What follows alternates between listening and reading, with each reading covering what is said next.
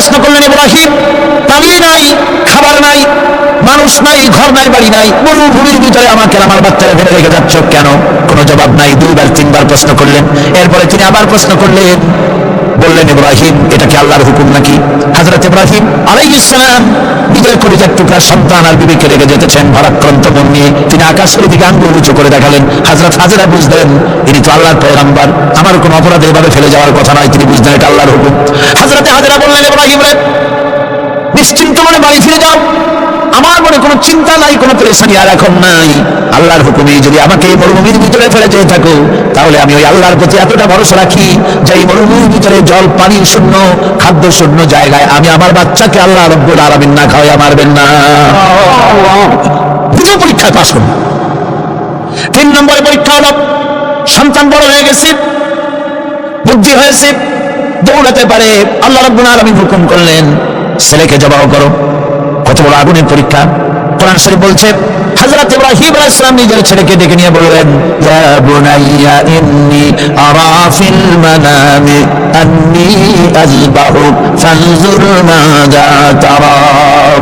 হে আমার কলিজার টুকরা সন্তান, আমি স্বপ্নে দেখেছি যেন আমি তোমাকে জবাহ করতেছি, তোমার রায় কি, তোমার মত কি আমারে শোনাও। ছেলে পয়গম্বর, ছেলে তার জবাবে বললেন, ইয়া আবাতি ফাআল মা তু'মার সাতাজিদুনি ইনশাআল্লাহু মিনাস সাবিরিন। হে আমার আব্বাজান, আপনি যে ব্যাপারে স্বপ্নের ভিতরে আদিষ্ট হয়েছেন আপনি তা কার্যকরী করুন। আমাকে এতটুকু অধৈর্যের মধ্যে পাবেন না, আমাকে ধৈর্যশীলদের মধ্যে পাবেন। আমারে আপনি আল্লাহর হুকুম পালন করেন। আল্লাহ পাক শোনাচ্ছেন, ফালাম্মা আসলামা ওয়া তাল্লাহু লিল জাবিন। পিতা পুত্র দুজনই রাজি হয়ে গেল। পিতা তার ছেলেকে কাঁধ করে গলার উপরে ছুরি ধরেছেন। আল্লাহ রাব্বুল আলামিন ইসমাঈল জবাহ হোক এটা আল্লাহ চান নাই, আল্লাহ চেয়েছেন পরীক্ষা করতে। পরীক্ষায় ইব্রাহিম পাশ হয়ে গেলেন। আল্লাহ পাক বলছেন, ওয়া নাদাইনাহু আইয়া ইব্রাহিম قد صدقت الرؤيا إنا كذلك نجزي المحسنين। আমি ইব্রাহিমকে ডেকে বললাম, ইব্রাহিম তুমি তোমার স্বপ্নকে বাস্তবে রূপ দিয়েছো, আর এভাবে করে আমি মুহসিনদেরকে পুরস্কৃত করে থাকি। আল্লাহ পাক খুশি হলেন। আল্লাহ পাক বললেন, ইন্না হাযা লাবালাউল মুবিন। নিঃসন্দেহে এটি একটি বিরাট পরীক্ষা ছিল। ঠিক কি না? আল্লাহ নিজে বলছেন এটা একটি বিরাট পরীক্ষা, আসীম ইমতিহান। সে ইমতিহানে তিনি পাশ করলেন। পরীক্ষায় উত্তীর্ণ হওয়ার জন্য রব্বুল আলামিন পুরস্কার দিয়ে দিলেন। আল্লাহ পাক বললেন, সালামুন আলা ইব্রাহিম। পড়েন সবাই, সালামুন আলা ইব্রাহিম। ইব্রাহিমের প্রতি আল্লাহ পাক বললেন, ইব্রাহিমের প্রতি সালাম রইল। সুবহানাল্লাহি ওয়া বিহামদিহি। হযরত ঈসা আলাইহিস সালামকে খ্রিস্টানেরা তারা বলেছে, ওয়াকালাতিন নাসারাল মাসীহু ইবনুল্লাহ। মসিহ হচ্ছে কার ছেলে? নাউযুবিল্লাহ। বলেন সবাই, নাউযুবিল্লাহ। তাকে যখন আল্লাহর ছেলে বলা হলো, আল্লাহর পুত্র বলা হলো, রব্বুল আলামিন তার জবাবে বললেন, ইন হুয়া ইল্লা আবদুন আনআমনা আলাইহি। তিনি তো একজন বান্দা, তিনি আমার বান্দা ছাড়া আর কিছুই নন। আমি তার প্রতি অনুগ্রহ করেছি। বান্দা, আমার বান্দা। আল্লাহ পাকের বান্দা হওয়ার ব্যাপারে কোন মানুষের লজ্জা থাকার কথা নয়। এমনকি আল্লাহ পাক ঈসা আলাইহিস সালাম সম্পর্কে বলছেন, লা ইয়াস্তানকিফাল মাসীহু আইয়াকুনা আবদান লিল্লাহি ওয়ালাল মালাইকাতুল মুকাররাবুন। মসিহ আল্লাহর বান্দা, তাতে কখনো বিন্দুমাত্র লজ্জা তিনি পোষণ করেন নাই যে আমি আল্লাহর বান্দা, আল্লাহর গোলাম। এটা কথা হইল? এরকম লজ্জা তিনি পোষণ করেননি। এমনকি তার নিকটবর্তী ফেরেশতা যারা, তারাও আল্লাহর বান্দা গোলাম হওয়ার জন্য তাদের ভিতরে কোনো লজ্জা নাই। যারা নাকি আল্লাহর গোলাম, এই ব্যাপারে যাদের মধ্যে লজ্জার সৃষ্টি হয়, আল্লাহর গোলাম এটা কেমন কথা, বান্দা হওয়াটা কেমন কথা। যারা গোলামীকে অস্বীকার করে তাদের সম্পর্কে আল্লাহ পাক বলছেন, ওয়া মান ইয়াস্তানকিফ আন ইবাদাতিহি ওয়া ইয়াস্তাকবির ফাসায়াহশুরুহুম ইলাইহি জামিআন। কেউ যদি আল্লাহর বন্দেগী করার ব্যাপারে লজ্জা পোষণ করে, যদি লজ্জার কারণ মনে করে, অহংকার করে, গৌরব করে, তাহলে তারা পালাবে কোথায়, যাবে কোথায়? আমি কিয়ামতের দিন সবগুলিকে এক জায়গায় করে ফেলবো। সুতরাং আল্লাহ পাকের গোলামীতে আল্লাহ যে বান্দা বলে যখন ডাকেন, লজ্জার কোনো কারণ নাই। অহংকার যে করবে সে নিজেকে ধ্বংস করবে। আল্লাহ পাক সব নবীদেরকে নিজের বান্দা বলেছেন। নবীরা কি আল্লাহ পাকের বান্দা। হযরত ইউসুফ আলাইহিস সালাম সম্পর্কে আল্লাহ পাক বলছেন, কাযালিকা লিনাসরিফা আনহু আস-সুআ ওয়াল ফাহশা ইন্নাহু মিন ইবাদিনাল মুখলাসিন। এরকম ঘটল যাতে আমি ইউসুফ আলাইহিস সালামকে আমার বান্দা, তাকে আমি নির্লজ্জতা ইত্যাদি থেকে আমি রক্ষা করেছি। নিশ্চয়ই হযরত ইউসুফ ছিল আল্লাহ পাকের বান্দা, আল্লাহ পাকের আব্দ। রাসূল করিম সাল্লাল্লাহু আলাইহি ওয়াসাল্লাম তিনি হচ্ছেন সর্বশ্রেষ্ঠ আল্লাহর পয়গম্বর। তার থেকে শ্রেষ্ঠ নবী আর কি কেউ আছে? যারা বলেন আছে? তার থেকে মাহবুব, তার থেকে শ্রেষ্ঠ আল্লাহর কাছে কেউ নাই। সেই নবীকে আল্লাহ রাব্বুল আলামিন কোরআনে কারীমের ভিতরে তাকে আব্দ বলেছেন। কি বলেছেন? অনেকগুলি আয়াত আছে যে আয়াতের ভিতরে আল্লাহ পাক তার নাম নেন নাই, নবী বলেন নাই, রাসূল বলেন নাই, শুধু বলেছেন আব্দ। যেমন ফাআওহা ইলা আবদিহি মা আওহা, অতঃপর তার বান্দার নিকট যা ওহী করার ছিল তা তিনি করলেন। সেই বান্দাকে মুহাম্মদ সাল্লাল্লাহু আলাইহি ওয়াসাল্লাম। অন্য আয়াতে আল্লাহ পাক বলছেন, ওয়া আন্নাহু লাম্মা কানা আবদুল্লাহি ইয়াদউহু কাদু ইয়াকুনুনা আলাইহি লিবাদান। আর এই আল্লাহর বান্দা যখন নামাজ পড়তে দাঁড়িয়ে গেল, আল্লাহকে ডাকার জন্য যখন দাঁড়ালো, তখন লোকেরা তার উপরে ঝাঁপিয়ে পড়ল। ঝাঁপিয়ে পড়ার জন্য প্রস্তুতি গ্রহণ করলো। এখানে আব্দ বলা হয়েছে কাকে? মুহাম্মদ সাল্লাল্লাহু আলাইহি ওয়াসাল্লামকে। এভাবে করে অন্য এক আয়াতে আল্লাহ পাক তার হাবিবকে আব্দ বলছেন, বান্দা বলতেছেন, ইন কুনতুম ফি রাইবিন মিম্মা নাযালনা আলা আবদিনা। আমার বান্দার উপরে যে কিতাব নাযিল করেছি তাতে যদি তোমাদের কোনো সন্দেহ হয়, এই যে আমার বান্দার উপরে, এই বান্দাকে বলেন সবাই মুহাম্মদ রাসূলুল্লাহ সাল্লাল্লাহু আলাইহি ওয়াসাল্লাম।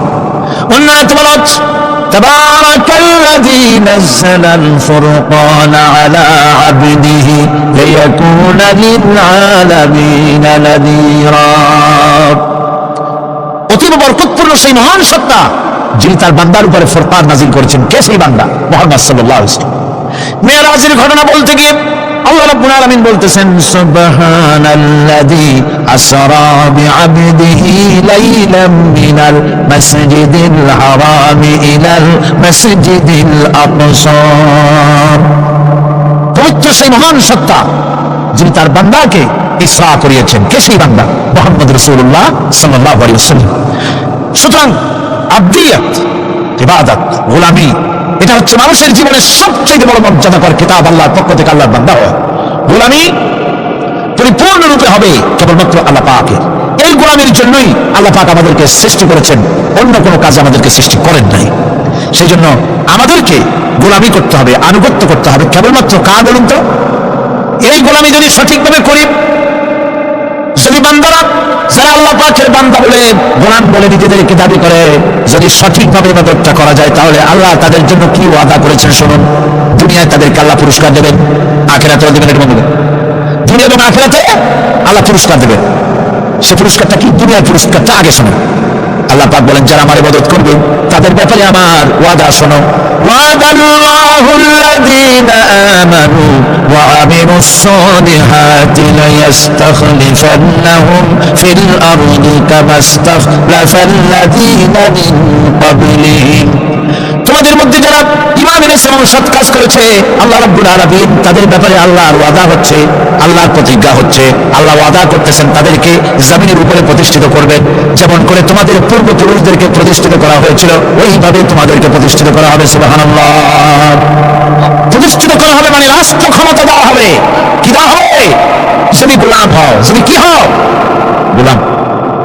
আল্লাহ পাক বলছেন শুধু তাই নয়, আমি আমার দিনকে যারা প্রতিষ্ঠা করবে, আমার গোলামেরা যদি, আমার বান্দারা সঠিকভাবে যদি আমার গোলামি করে, মানানে আমলে সালেহ করে, নেক কাজ করেন, আমি তাদেরকে রাষ্ট্র প্রতিষ্ঠার সুযোগ করে দেব। আর তাদের জন্য ভীতির পরিবর্তে, সন্ত্রাসের পরিবর্তে শান্তি কায়েম করে দেব। সুবহানাল্লাহ।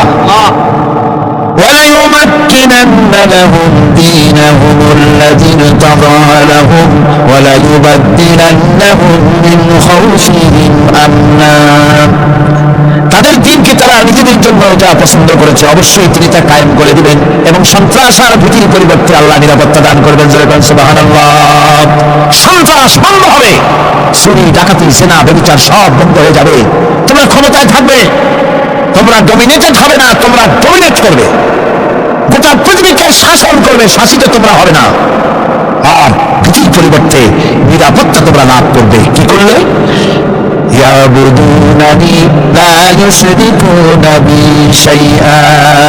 সুতরাং তারা যেন আমার ইবাদত করে এবং আমার সঙ্গে যেন কাউকে শরীক না করে।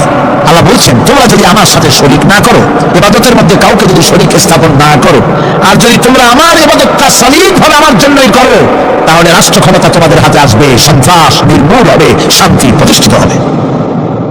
এটা হচ্ছে দুনিয়ার পুরস্কার। এটা কিসের পুরস্কার? আর আখিরাতের পুরস্কারের কথা বলা হচ্ছে ومن يطع الله ورسوله ويخشى الله ويتقه فأولئك هم الفائزون। যে ব্যক্তি আল্লাহ এবং রাসূলের আনুগত্য করেছে, আল্লাহকে ভয় করে চলেছে, তার গজব থেকে বেঁচে রয়েছে, সেই হচ্ছে সফল কাম। সফল কাম মানে কি? কিয়ামতের দিন আল্লাহ পাক তাদেরকে জান্নাত দান করবেন। আল্লাহ পাক তাদেরকে কিয়ামতে কি দিবেন? জান্নাত দিবেন, চিরস্থায়ী শান্তির জায়গা, সেই জান্নাত লাভ করা যাবে। আজ ইবাদতের এই যে গুরুত্বপূর্ণ ইবাদত, এই ইবাদতের ভুল অর্থ সমাজের ভিতরে ছড়িয়ে আছে। সাধারণ মানুষের ভুল করেছে, অসাধারণ মানুষেরাও ইবাদতের ভুল অর্থ করে ভুলের মধ্যে নিমজ্জিত আছে বিরাট সংখ্যক লোকেরা। সাধারণ মুসলমানেরা তারা যে ভুলটা করলো ইবাদতের অর্থ করতে গিয়ে, সেটা হলো এই, সাধারণ লোকেরা মনে করলো কয়েকটা অনুষ্ঠানের নাম হচ্ছে ইবাদত, নামাজ, রোজা, হজ, যাকাত, সাদকা, ফিতরা, এর নাম হলো ইবাদত। অনুষ্ঠান শেষে তারা নিজেদেরকে স্বাধীন মনে করলো। তারা আল্লাহ পাকের প্রত্যেকটি আইনের ধারাকে লঙ্ঘন করলো। বছরে একবার রোজা রেখে, বছরে 1 মাস রোজা রেখে মনে করলে ইবাদত শেষ। 5 ওয়াক্ত নামাজ পড়ে মনে করলে ইবাদত শেষ। আমি প্রশ্ন করি, 5 ওয়াক্ত নামাজের নামই যদি হয় ইবাদত, 5 ওয়াক্ত নামাজের নাম ইবাদত, এটাই যদি হয়, তাহলে 5 ওয়াক্ত নামাজ পড়তে সময় লাগে কত? উজু টুজু করে বড় জোর 1-1.5 ঘন্টা সময় লাগে 5 ওয়াক্ত নামাজ পড়তে। তো এর নাম যদি হয় ইবাদত, তার অর্থ কি দাঁড়াবে? অর্থ দাঁড়াবে আপনি 24 ঘন্টার ভিতরে 1 থেকে 1.5 ঘন্টার জন্য আল্লাহর গোলাম, বাকি 22 ঘন্টার জন্য শয়তানের গোলাম হতে কেউ রাজি আছেন? রোজার নামে যদি হয় শুধু ইবাদত, তাহলে তার অর্থ দাঁড়াবে বছরের ভিতরে 1টা মাসের জন্য আপনি আল্লাহর গোলাম, আর 11 মাসের জন্য শয়তানের গোলাম হতে কেউ রাজি আছেন? তার বিষয়টা কি? বিষয়টা হচ্ছে নামাজ, রোজা, হজ, যাকাতি শুধুমাত্র ইবাদত নয়, আনুষ্ঠানিক ইবাদত তো বটেই, কম্পালসারি ইবাদত তো বটেই, কিন্তু শুধুমাত্র নামাজ, রোজা, হজ, যাকাত ইবাদত শুধুমাত্র নয়, এগুলি হচ্ছে ইবাদতের পার্ট, ইবাদতের অংশ। বরং জীবনের সব ক্ষেত্রে আল্লাহর হুকুমকে মানার নামই হচ্ছে, তাই আমার একদিকে নামাজ রোজা করছে, অন্যদিকে আল্লাহর আইনের প্রতিটি ধারাকে লঙ্ঘন করে চলছে, মিথ্যা ওয়াদা করে, মিথ্যা কথা বলে, সুদ খায়, ঘুষ খায়, জেনা করে, এরপরে অন্যের হক নষ্ট করে, প্রতিবেশীর হক নষ্ট করে, হারাম মাল খায়, হকদারের হক নষ্ট করে, প্রতিবেশীর হক নষ্ট করে, জিন্দা মুদ্দা মানুষকে নিজের জন্য শক্তিধর বলে মনে করে, 1 টুকরা রুটির জন্য অথবা 1 ফোঁটা 1 ঘটি পানির জন্য কাফেরের কাছে হাত পেতে দাঁড়ায় থাকে। এই যে অবস্থা হয়, এটাই যদি হয় ঈমান, আর এটার নামে যদি ইবাদত হয়, তাহলে এই পৃথিবীর মুসলমানের আজ লাঞ্ছিত কেন? আল্লাহর ওয়াদা কি মিথ্যা? নাউযুবিল্লাহি মিন যালিক। আমাদের ইবাদত যদি ঠিক হয়, যদি সত্যিকারের ইবাদত যদি আমরা করে থাকি, তাহলে ক্ষমতায় ঈমানদারেরা নাই কেন? বিশ্বজুড়ে মুসলমানেরা লাঞ্ছিত কেন? তাহলে বুঝতে হবে ইবাদতের মধ্যে বিরাট গরমিল করে ফেলেছি, ঠিক কিনা? লক্ষ্য করুন, যে লোকটা হজ করতেছে, উমরা করতেছে, নামাজ পড়তেছে, মসজিদ মাদ্রাসায় চাঁদা দিতেছে, ওই লোকটি আবার ব্যাংকের থেকে সুদের টাকা নিয়ে ব্যবসা চালাইতেছে। ব্যবসা ঠিক রাখার জন্য, ইনকাম ট্যাক্স ফাঁকি দেওয়ার জন্য ব্যবসায়ীরা 2 ধরনের 3 ধরনের খাতা মেনটেন করছে, কথা ঠিক কিনা? মিথ্যা কথা বলছে, ঘুষ দিতেছে, বেশি করে বিদ্যুতের বিল যাতে না আসে সেজন্য যারা বিদ্যুৎ লাইনে আছে তাদেরকে পয়সা দিয়ে ম্যানেজ করতেছে, ঠিক কিনা? আমি পার্লামেন্টে বলেছি বিদ্যুৎ বাইরের থেকে আনতে হবে না, ঘুরে ঘুরে আবার বিদ্যুতের কথা আসে। বিদ্যুৎ আনা লাগবে না, কারণ আমার দেশে চাহিদা হচ্ছে 2500 মেগাওয়াট, সেখানে 1800 মেগাওয়াট আমাদের আছে। আরেকদিকে 4টা বিদ্যুৎ প্রকল্প বন্ধ হয়ে আছে। ওই 4টি বন্ধ হওয়া প্রকল্প যদি চালু করা যায়, তাহলে 2900 মেগাওয়াট বিদ্যুৎ উৎপাদিত হতে পারে বলে বিশেষজ্ঞরা বলেছেন। তাহলে আমাদের উদ্বৃত্ত 400 মেগাওয়াট থেকে যাবে। এই থেকে বাইরের থেকে আমার কোনো দরকার নাই। বিদ্যুতের অপচয় বন্ধ করুন, বিদ্যুতের চুরি বন্ধ করেন। মিল কলকারখানা যাদের আছে লক্ষ লক্ষ টাকা বিদ্যুৎ বিল হয়, কিন্তু লাইনম্যানদের সঙ্গে ম্যানেজ করে গভর্নমেন্টকে ফাঁকি দেওয়া হচ্ছে। ঠিক কিনা বলুন? তোমার নামাজের দাম কি? তোমার হজের 7 পয়সা দাম নাই। তুমি রাষ্ট্রকে ফাঁকি দিয়েছ, তুমি জনগণকে ফাঁকি দিয়েছ, তুমি দেশের শত্রু। টেলিফোনের বিল হাজার হাজার টাকা, লাখ টাকার বেশি বিল হয়, লাইনম্যানের সঙ্গে ম্যানেজ করে 500, 700, 2000 টাকা দিয়ে সারিয়ে দেয়। ঠিক কিনা? এরা জাতির শত্রু, দেশের শত্রু। এদেরকে ফায়ারিং স্কোয়াডে দিয়ে তাস ফায়ার করে উড়ায় দেওয়া উচিত। এরা দেশের দুশ্মন। আজ সিস্টেম লসের নাম দিয়া বিদ্যুৎ চুরির আরেক ব্যবস্থা করা হয়েছে। সিস্টেম লস করে ওনারা নিজেরা, আর এর ভোগান্তি জনগণকে করতে হয়। কষাইয়ের মতো ছুরি দিয়া জবাও করে জনগণের কাছ থেকে সিস্টেম লসের চার্জ আদায় করা হয়। আমি পার্লামেন্টে বলেছি, মাননীয় স্পিকার, সিস্টেম লস এই নামটা উঠাও দেন, এই কথা বন্ধ করে দিন। বিদ্যুৎ ধার করা লাগবে না, আল্লাহ আমাদের দেশে যথেষ্ট দিছে, কোনো জিনিসের অভাব নাই। এখানে গ্যাস আছে, তেল আছে, বিদ্যুৎ আছে, পাট আছে, চা আছে, নাই কি? অন্তত 8.5 কোটি টাকার কাগজ গুদামের মধ্যে বন্দী হয়ে আছে। ভারতকে ক্ষতি করার জন্য সে দেশ থেকে কাগজ এনে খবরের কাগজ ছাপানো হচ্ছে, আর 8.5 কোটি টাকার কাগজ নষ্ট হয়ে যাচ্ছে, আমার দেশের কাগজ। সুতরাং বলতেছিলাম একথাই বলতেছিলাম যে ঈমান আল্লাহর গোলাম হতে হলে ভুল করে বসেছি ইবাদতের অর্থ করতে। শুধু নামাজ, রোজা, হজ, যাকাত, মাজারে কিছু চান্দা দেওয়া, আগরবাতি, মোমবাতি, চাদর একটা দিয়া, পীর সাহেবের 10,000 টাকা চান্দা দিয়া, মুছে তেল মাইখা দাঁত বাইর করে হাসে। বেহেশতে তো গেছি, আর দেরি কথা। বেহেশতে তুমি যাবা, এত সহজ? দেশকে ফাঁকি দিয়েছো, জনগণকে ফাঁকি দিয়েছো, নিজের মেয়েকে ফাঁকি দিয়েছে। বিবাহের সময় টাকা পয়সা দিয়া বিবাহ টিবাহ করাই দিল। ব্যবসা, ধানি সম্পত্তি, বাড়ির সম্পত্তি সব ছেলেদেরকে দিয়ে দিল, মেয়েটারে ফাঁকি দিয়ে দিল। দেয় না এরকম? ফুপুকে ফাঁকি দিল, বোনকে ফাঁকি দিল। এরপরে মোনাজাত করে সবে বরাতে, আল্লাহ আমার বেহেশত দিও। ফেরেশতারা কয়, মর তুই আগে, বেহেশত তোরে কেমনে দেয় ভালো করে দেখাই দেবেন। বেটা তুই যাবি বেহেশতে? এত সোজা? ওটা মামু বাড়ির বারান্দা নাকি? এত সহজ নয়। সুতরাং সাধারণ মানুষ মারাত্মক ভুল করেছে এখানে। নামাজ, রোজা, হজ, যাকাত ইবাদত, আর কিছুকে ইবাদত মনে করে নাই। আপনার চাকরি আপনার ইবাদত, চাকরিতে ফাঁকি দেওয়া যাবে না। আপনি সুস্থ মানুষ, মেডিকেল লিভ নিয়ে ওয়াজ মাহফিল অথবা কোনো ইজতেমায় যাওয়া যাবে না, কোনো চেল্লা দিতে যাওয়া যাবে না। মেডিকেল লিভ নিয়ে আপনি সুস্থ মানুষ, কেন আপনি মেডিকেল লিভ নিচ্ছেন? আপনি ফাঁকি দিতে পারবেন না। সরকারি চাকরি করেন, মিল কলকারখানায় চাকরি করেন, ফরজ নামাজ পড়েছেন ভালো কথা, সুন্নাত পড়েছেন ভালো কথা, নফল পড়বেন না। জোহরের নফল পড়া বাদ দিন। যদি আপনি চাকরিজীবী হন, চাকরি করেন, ওটাই ইবাদত। এর নাম ইসলাম, এর নাম ইসলাম। গভর্নমেন্ট যে বেতন দেয় সেই বেতনের উপরে সন্তুষ্ট থাকুন, ঘুষ খাবেন না। যদি বেশি বেতন লাগে গভর্নমেন্টের কাছে দাবি জানান, আমাদের বেতন বাড়ায় দাও। ঘুষ খাবেন কেন? হারাম। যে বলে কি এই ঘুষের টাকা মাজারে দিয়া, পীরে দিয়া আল্লাহ খুশি করবেন, এত সহজ না। সেই জন্য আমি সব ভাইদের খেদমতে আরজ করবো, ইবাদত হচ্ছে জীবনের সব ক্ষেত্রে গোলামি, সকল ক্ষেত্রে গোলামি। চাকরিতে, অফিসে, আদালতে, কলকারখানায়, ক্ষেত খামারে, পার্লামেন্টে, সেক্রেটারিয়েটে, সেনানিবাসে, স্কুলে, কলেজে, বিশ্ববিদ্যালয়ে, সর্বত্র গোলামি কার? আল্লাহ পাকের। রিজকে হালাল করতে হবে, উপার্জনকে হালাল করতে হবে, সত্যিকারের আল্লাহর গোলাম হতে হবে। এক্ষেত্রে ইবাদতের অসাধারণ ব্যক্তি যারা, তারাও এক শ্রেণীর অসাধারণ ব্যক্তিরাও ভুল করে বসছেন। তারা যে ভুলটা করলেন ওটা হচ্ছে তারা তাসবিহ, জায়নামাজ, খানকা, খুচরাখানা এর ভেতরে বসে জিকির আজগার করাটা কি জীবনের জন্য আল্লাহর ইবাদত মনে করে নিলেন। আল্লাহর বান্দারা যখন অনাচার ব্যভিচারে লিপ্ত, আল্লাহর আইনের পরিবর্তে যখন মানুষের তৈরি করা আইন চলছে, চেচনিয়া, বসনিয়া যখন মানুষদেরকে জবাও করা হচ্ছে, বসনিয়ার মুসলমান সন্তানদেরকে যখন জবাও করা হয়, কাশ্মীরের স্বাধীনতাকামী মুসলমানদের অধিকার হরণের জন্য তাদের উপরে যখন বন্য হায়নার মতো, পশুর মতো যখন ভারতীয় শত্রু সৈন্যরা যখন হামলা চালায়, সোমালিয়ার মানুষগুলি যখন না খেয়ে তাদের পাঁজরার হাড়গুলি যখন বেরিয়ে যায়, তখনও যদি আপনি খানকার ভেতরে থেকে তসবিহ পড়েন আর তাহাজ্জুদের নামাজ পড়ে কপালে দাগ লাগান, এই অন্যায়ের বিরুদ্ধে যদি সোচ্চার না হন, আপনার এই তসবিহর কোনো দাম নাই। আপনাকে সোচ্চার হতে হবে, আপনাকে অন্যায়ের বিরুদ্ধে খাড়া হতে হবে। একদিকে তাহাজ্জুদের নামাজ তো পড়বেনই, জিকির তো করবেনই, কোন সন্দেহ নেই। আর দিকে সিংহের মতো অন্যায়ের বিরুদ্ধে গর্জে উঠতে হবে, তাতে যদি প্রয়োজন হয় মুজাদ্দিদ আল ফেসানির মতো কারারুদ্ধ হন না কেন, সেটাই কিসমত, সেটাই তাকদীর। হক কথা বলতে হবে। এই জন্য আমার বারবার মনে পড়ে আজকের এক শ্রেণীর লোক আমাদের দেশে এক শ্রেণীর লোক বাইরের থেকেও আসে, বিদেশ থেকেও আসে, নামের আগে আওলাদের রসুল লাগান। ফেদায়ে রসুল, মুজাহিদে মিল্লাত, আওলাদের রসুল। আজি তুমি আওলাদের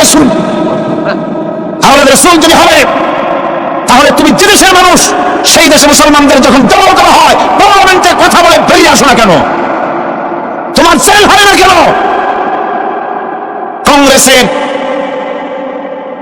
সেন্ট্রাল বডি সদস্য হয়ে আওলাদের রসুল লাগাইয়া বাংলাদেশের রাজনীতিতে নাক গলাতে দেওয়া হবে না। এরা কংগ্রেসের পাঁচটা গোলাম। এদেরকে চিনতে হবে, যারা আমার দেশে এসে মুসলমানদের মধ্যে বিভেদ সৃষ্টি করতে চায়। আমার মুসলমান ভাইয়েরা, সুতরাং আজকে আমাদেরকে বুঝতে হবে, নামের আগের 14 হাত লম্বা বিশেষণ থেকে ভুললে চলবে না। কথা মনে থাকবে, এরা কংগ্রেসের গোলাম। বাবরি মসজিদ যখন ভেঙে ফেলা হলো, তখন তো কোন আওলাদের রসুলের নাম তো শুনি নেই। তখন তো নামটা শুনছি ওই বুখারী বেটার, বাপের বেটা ইমাম বুখারী। তিনি বলেছেন, আমি ভারতের দিল্লির জুমা মসজিদের ইমাম শুধু নই, আমি ভারতের 18 কোটি মুসলমানের ইমাম। বাবরি মসজিদকে গড়ে দিতে হবে। কোরআন শরীফের বিরুদ্ধে যখন কলকাতা হাইকোর্টে কেস করা হয়েছিল কোরআনকে ব্যান করার জন্য, সেদিন তো কোনো আওলাদের রসুলের নাম শুনি নাই। সেদিন তো ওই বুখারী বেটাই বলেছেন, ভারতের হাইকোর্ট থেকে কোন জাজ, কোন বিচারক যদি কোরআন শরীফ ব্যান করা হলে বলে এই কথাটি উচ্চারণ করে, তাহলে আমি তাকে পায়ের তলে পাইয়ে ধরে বাম হাত দিয়ে তার জিহ্বাটা টেনে ছেড়ে ফেলে দেব।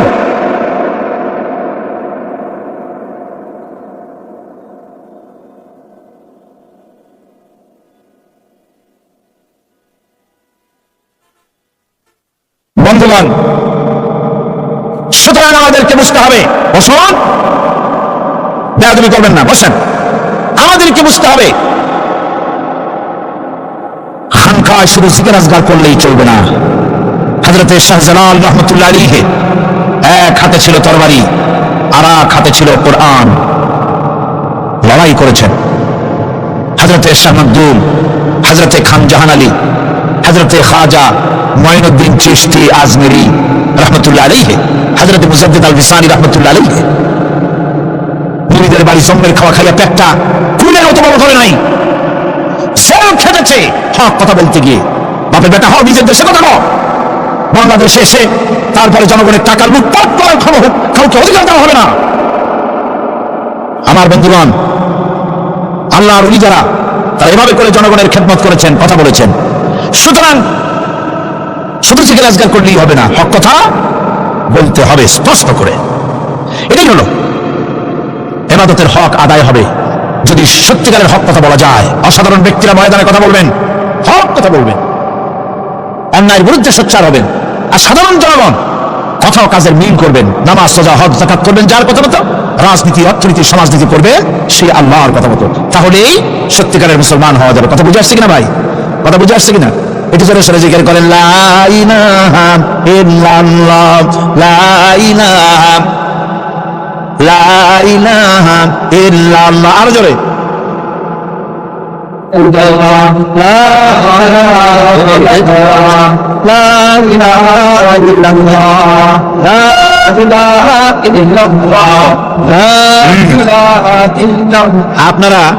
আপনারা যদি মাথা উঠাইয়া দেখতে থাকেন তো কি দেখবেন? মানুষের মাথা টুপি ছাড়া তো কিছুই দেখা যাবে না। কাজেই ওঠা বসা না করে আজকে এক পবিত্র রাত আমরা আল্লাহর কাছে দোয়া করব। আলোচনার আমি এগিয়ে যাচ্ছি। ইবাদত আমাদেরকে বুঝতে হবে। ইবাদত যদি না বুঝি তাহলে মুসলমান বলে দাবি করারও কোনো মূল্য নাই। মানব জন্ম বৃথা।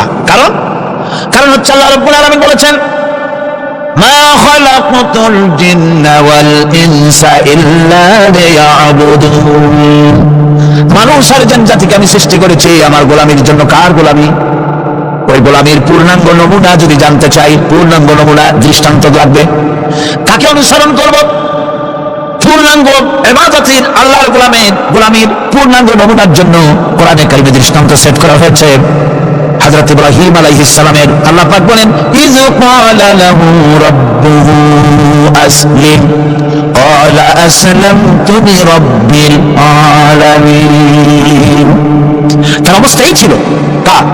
ইব্রাহিম আলাইহিস সালাম। তার অবস্থা এই ছিল যে তার রব যখন তাকে বললেন আনুগত্যের মস্তককে অবনত করে দাও, তিনি বললেন আমি আমার বিশ্বপালকের সামনে মাথাটা নত করে দিলাম।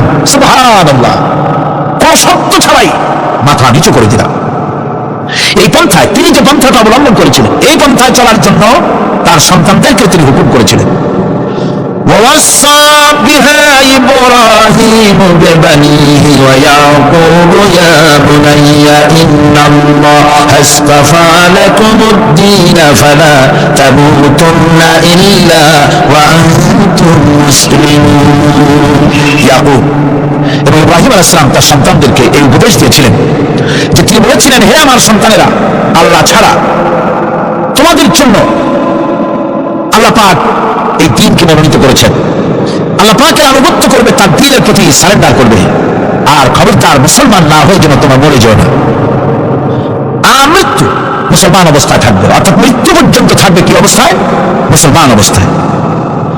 أم كنتم شهداء إذ حضر يعقوب الموت إذ قال لبنيه ما تعبدون من بعدي।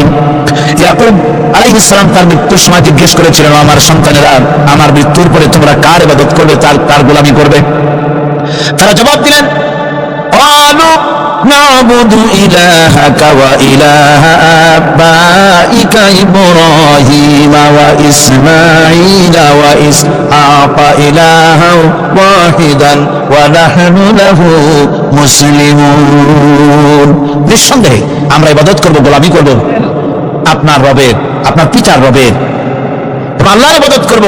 আপনিও আপনার পূর্বপুরুষ ইব্রাহিম, ইসমাইল যে আল্লাহকে ইবাদত করেছে, সে আল্লাহ পাকের ইবাদত আমরা করব এবং তার অনুগত হয়ে থাকব। দাসত্ব এবং পূর্ণাঙ্গ, দাসত্বের গোলামীর পূর্ণাঙ্গ নমুনা হচ্ছেন হযরত ইব্রাহিম আলাইহিস সালাম। আল্লাহ গোটা জমিন যখন শিরকের অন্ধকারে ডুবে গিয়েছিল, তখন হযরত ইব্রাহিম আলাইহিস সালাম তাওহীদের আলো জ্বালিয়ে দিয়েছিলেন। এই নিবেদিতদের ইমাম হিসেবে আল্লাহ পাক তাকে ঘোষণা দিলেন। কোরআনে কারীম বলছেন, وَإِذَا ابْتَلَى إِبْرَاهِيمَ رَبُّهُ بِكَلِمَاتٍ فَأَتَمَّهُنَّ قَالَ إِنِّي جَاعِلُكَ لِلنَّاسِ إِمَامًا। ইব্রাহিমকে তার রব কয়েকটি বাক্য দিয়ে পরীক্ষা করলেন এবং তিনি সেই পরীক্ষাগুলোতে পাশ করলেন। তখন আল্লাহ রাব্বুল আলামিন তাকে বললেন যে আমি তোমাকে গোটা বিশ্ব মানবতার জন্য, গোটা বিশ্বের সমস্ত মানুষের জন্য আমি তোমাকে নেতা বানাবো। সুবহানাল্লাহি ওয়া বিহামদিহি। প্রথম পরীক্ষা হলো, গতকাল বলেছি, সে আগুনের পরীক্ষা। সেখানে আল্লাহ পাক তাকে পাশ করালেন, তিনি পাশ করলেন। দ্বিতীয় পরীক্ষা ছিল বিবি এবং নবজাতক সন্তানকে নিয়ে আল্লাহ হুকুম করলেন, এই বিবি আর বাচ্চারে নিয়ে মরুভূমিতে রেখে আসো। মরুভূমিতে যেখানে ঘর নাই, বাড়ি নাই, সেই জায়গায় বিবি এবং বাচ্চাকে রেখে যাওয়ার সময় তিনি বললেন, রব্বানা ইন্নী আসকানতু মিন যুররিয়্যাতি বিওয়াদিন গায়রি যী যারইন ইনদা বাইতিকাল মুহাররাম। হে আল্লাহ রাব্বুল আলামিন, আমি পানি এবং তরলতাবিহীন এক মরুভূমির ভিতরে আমার বংশের একটি অংশকে এখানে রেখে গেলাম।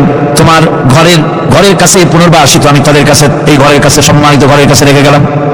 পরীক্ষায় তিনি পাশ করলেন। হযরতে হাজেরা প্রশ্ন করলেন, ইব্রাহিম, পানি নাই, খাবার নাই, মানুষ নাই, ঘর নাই, বাড়ি নাই, মরুভূমির ভিতরে আমাকে আমার বাচ্চারা ফেলে রেখে যাচ্ছ কেন? কোনো জবাব নাই। দুইবার তিনবার প্রশ্ন করলেন। এরপরে তিনি আবার প্রশ্ন করলেন, বললেন, ইব্রাহিম, এটা কি আল্লাহর হুকুম নাকি? হযরত ইব্রাহিম আলাইহিস সালাম নিজের কলিজার টুকরা সন্তান আর বিবিকে রেখে যেতেছেন ভারাক্রান্ত মন নিয়ে। তিনি আকাশের দিকে আঙ্গুল উঁচু করে দেখালেন। হযরত হাজেরা বুঝলেন ইনি তো আল্লাহর পয়গম্বর, আমার কোন অপরাধে এভাবে ফেলে যাওয়ার কথা নয়। তিনি বুঝলেন এটা আল্লাহর হুকুম। হযরত হাজেরা বললেন, ইব্রাহিম রে, নিশ্চিন্ত মনে বাড়ি ফিরে যাও, আমার মনে কোনো চিন্তা নাই, কোনো পেরেশানি আর এখন নাই।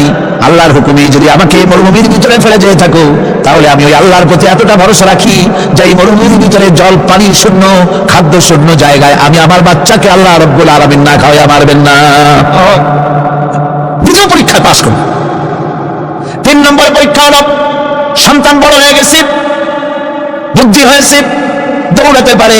আল্লাহ রাব্বুল আলামিন হুকুম করলেন, ছেলেকে জবাহ করো। কত বড় আগুনের পরীক্ষা, কোরআন শরীফ বলছে, হযরত ইব্রাহিম আলাইহিস সালাম নিজের ছেলেকে ডেকে নিয়ে বললেন, ইয়া বুনাইয়া ইন্নী আরা ফিল মানামি আন্নী আযবাহু ফানজুর মাযা তারা। হে আমার কলিজার টুকরা সন্তান, আমি স্বপ্নে দেখেছি যেন আমি তোমাকে জবাহ করতেছি, তোমার রায় কি, তোমার মত কি আমাকে শোনাও। ছেলে পয়গম্বর, ছেলে তার জবাবে বললেন, ইয়া আবাতি ফাআল মা তু'মার সাতাজিদুনি ইনশাআল্লাহু মিনাস সাবিরিন। হে আমার আব্বাজান, আপনি যে ব্যাপারে স্বপ্নের ভিতরে আদিষ্ট হয়েছেন আপনি তা কার্যকরী করুন। আমাকে এতটুকু অধৈর্যের মধ্যে পাবেন না, আমাকে ধৈর্যশীলদের মধ্যে পাবেন। আমারে আপনি আল্লাহর হুকুম পালন করেন। আল্লাহ পাক শোনাচ্ছেন, ফালাম্মা আসলামা ওয়াতাল্লাহু লিলজাবিন। পিতা পুত্র দুজনই রাজি হয়ে গেল। পিতা তার ছেলেকে কাঁধ করে গলার উপরে ছুরি ধরেছেন। আল্লাহ রাব্বুল আলামিন ইসমাইল জবাব হোক এটা আল্লাহ চান নাই, আল্লাহ চেয়েছেন পরীক্ষা করতে। পরীক্ষায় ইব্রাহিম পাস হয়ে গেলেন। আল্লাহ পাক বলছেন, ওয়ানাদাইনাহু আইয়া ইব্রাহিম قد صدقت الرؤيا إنا كذلك نجزي المحسنين। আমি ইব্রাহিমকে ডেকে বললাম, ইব্রাহিম তুমি তোমার স্বপ্নকে বাস্তবে রূপ দিয়েছো, আর এভাবে করে আমি মুহসিনদেরকে পুরস্কৃত করে থাকি। আল্লাহ পাক খুশি হলেন। আল্লাহ পাক বললেন, ইন্না হাযা লাবালাউল মুবিন। নিঃসন্দেহে এটি একটি বিরাট পরীক্ষা ছিল। ঠিক কি না? আল্লাহ নিজে বলছেন এটা একটি বিরাট পরীক্ষা, আজিম ইমতিহান। সে জানে তিনি পাস করলেন।